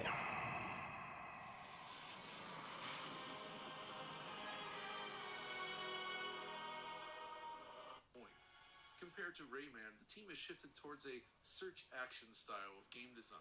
You'll explore and fight your way through a colossal interconnected map while gaining abilities necessary to further your progress through the world. It's a stop. Enemies can wipe you out. The PS5 version is less stable overall, as you can see from the graph here. Cutscenes drop further even, and Xbox retains a greater advantage in these sequences. So what does this data mean in practice? Well, despite these dips, I recommend using the 120 frames per second. I mean, they both dip though, bro. They both dip. It's just one dip a little bit lower than the other. I mean, it's not a... I don't know. People act like, bro, like... People act like this is a big deal. It's not really a big deal. I mean, the PS5 dipped down to like 99, Sometimes 110, 115. The Series X drops down too. 110, 115. I mean, you're not going to notice that with your eyes. That's not like it's dropping down to 30. Even if it drops down to 90, you're not going to really notice it like that. Nah, bro, it's not really that big of a deal. On PS5 where it does dip more often. The reason is simple. Virtually any display capable of accepting 4K 120 over HDMI also supports VRR, and VRR solves this issue entirely. Exactly. So any display that supports 4K 120 that has VRR is going to help fix that issue. That's what I'm saying. It's not a massive issue to where, oh, I'm not going to play it on PS5. Like, I'm just saying, bro, like it's not that. When you're talking about 120 frames versus now 60, that's a whole different ball game. You're going to notice it at 60. If it drops down to 40, you're going to notice it. 50, you will notice it.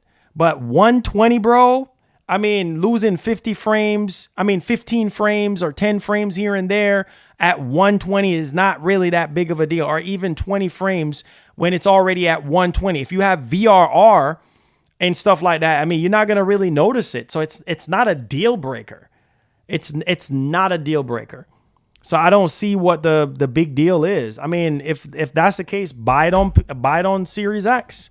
Simple. It drops on Series X as well too, but just not as much as the PS5 version. So I mean, it's not a big deal.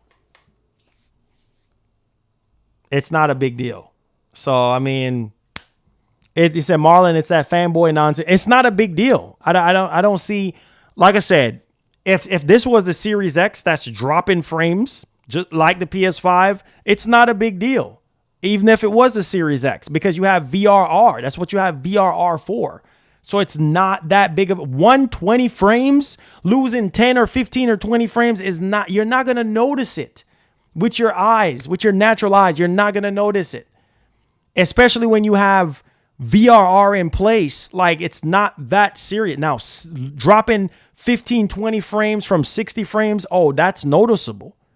There's a lot of games that I notice that is supposed to be lock at 60 that drops 20 frames, 25 frames, 30 frames. Oh, you're going to notice that. But 120, y'all tripping about 10, 15, 20 frames and then saying that the PS5 can't do it. It can. It's just not going to be stable. There's a lot of okay, for instance, with PC, look at Alan Wake. Alan Wake 2 has kicked a lot of PC butts when it comes to hardware wise, right? And literally, I'm being for real. Y'all think this is a game. A lot of 4090, 4080 PCs getting crushed running Alan Wake. Yeah, you want to talk about, oh yeah, 4090 can't do? Yeah, turn up every freaking thing, ray tracing, all the fidelities, everything, and you can't even hit 60 frames. You pay $2,000 for a freaking graphics card. You can't even hit 50. You can't even hit 50 or 60 frames with ray tracing and all the fidelity turn up. You need frame generation. You need DLSS in order to hit those frames. Same thing. Flight Simulator. Remember when Flight Simulator kicking a lot of PCs, right? Remember that game, right? Have a lot of PCs had trouble running that. Remember Crysis back in the day? Same exact freaking thing, bro. So it's just like, what are you going to do? Throw your PC out the window because, natively it can't run. Yeah, it can run it. But that's why you have technologies like VRR. That's why you have DLSS. That's why you have frame generation. A lot of these games, I'm telling you, especially these Unreal Engine 5 games, cap. Somebody please tell this man what I'm talking about. Look it up. Look.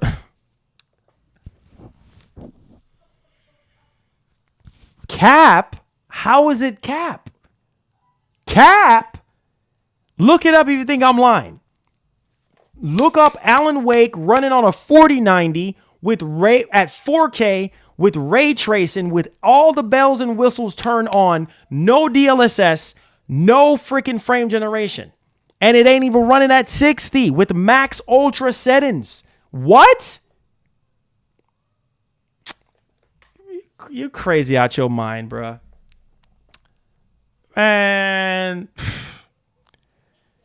Man, please. Lies. Okay, bro. Okay.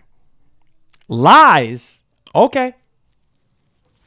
A lot of you dudes in here who have a PC, turn up every freaking thing.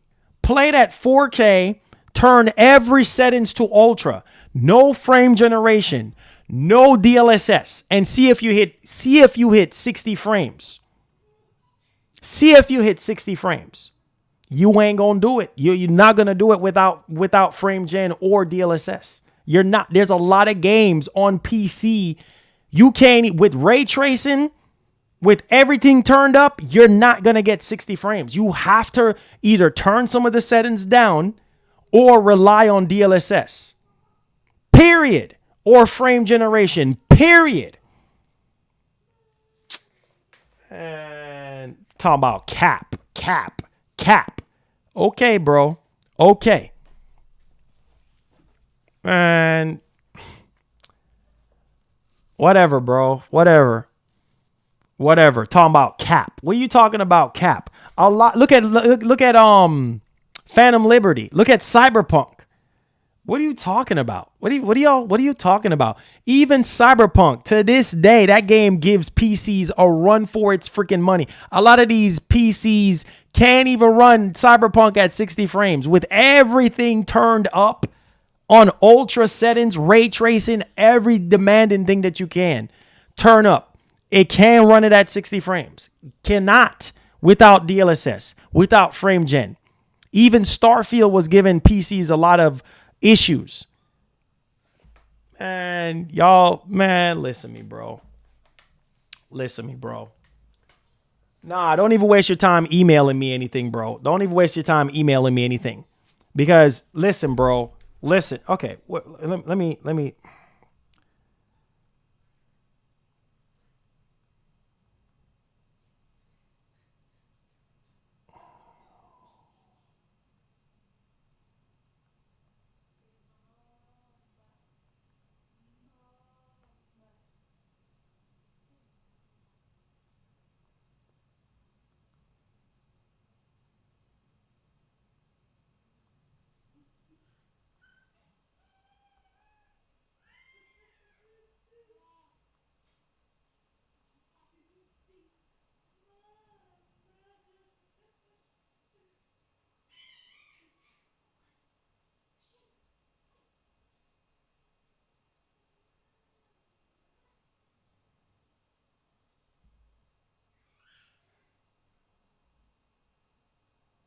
See, I know what I'm talking about.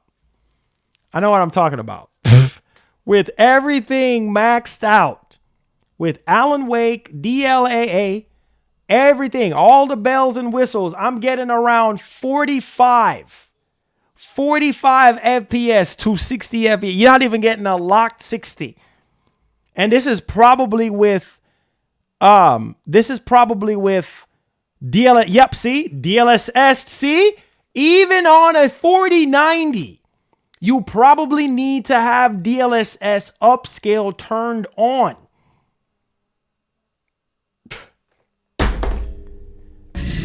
Telling me bullcrap in my ears.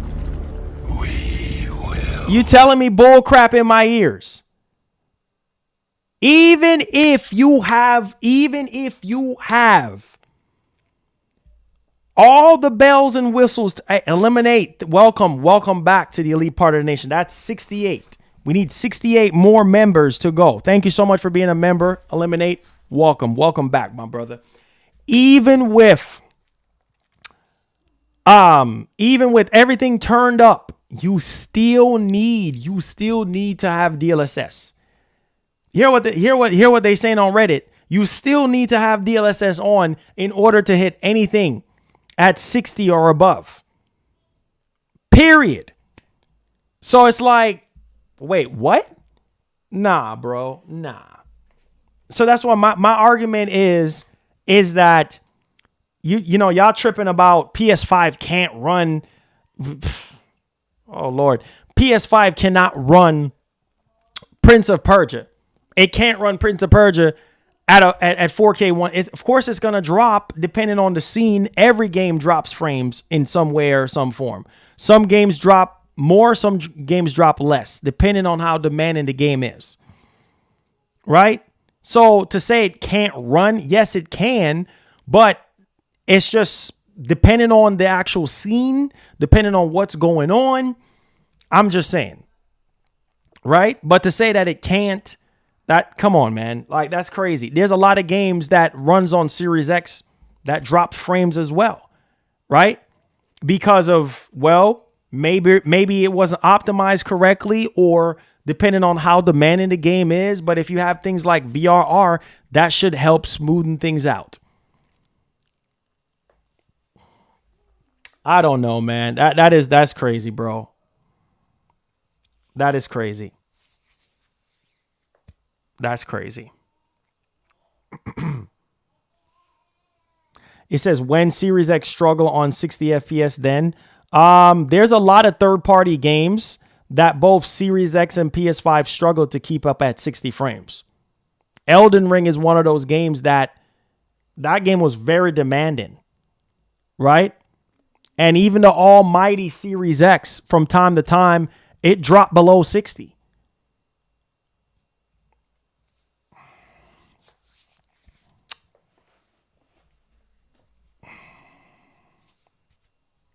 Yeah, I saw the whole Satya thing. I saw it. I saw the whole Satya thing. I saw it. What's up, Dallas? What's up? It says, I don't think PC gamers know what they're talking about. Just like Nintendo and Sega gamers, just like Xbox fanboys. I was an Xbox guy, no more. I mean, it's crazy. It's crazy because people think that the 4090 is untouchable. The 4090 struggles with certain games, certain Unreal Engine 5 demanding freaking games. The 4090 struggles to run certain games at 60 frames. If you turn up everything on high, ultra, not even high, but ultra settings with ray tracing, how demanding ray tracing is, it's going to be tough to hit that 60. Without DLSS, without frame generation. I know what I'm talking about.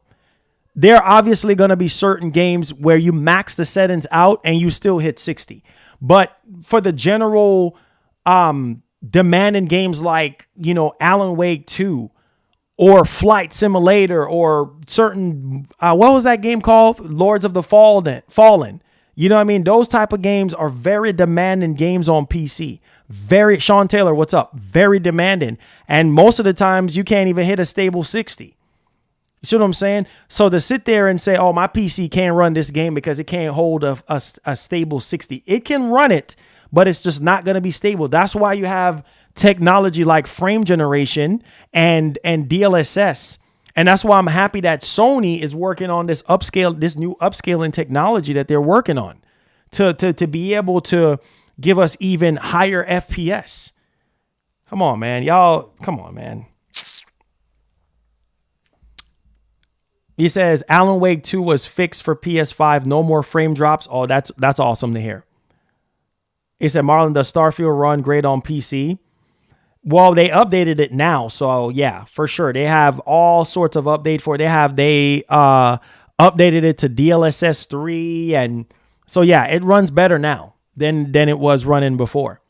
It says, have you heard about the NCAA football 24 out coming in July? Oh, they did announce it now? Oh, wow. That's awesome. I didn't know that. Didn't hear anything about it. That's awesome.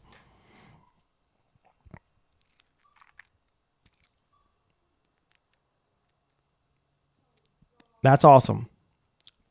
But my only thing is this, like, people just like, oh, PS5 can run this.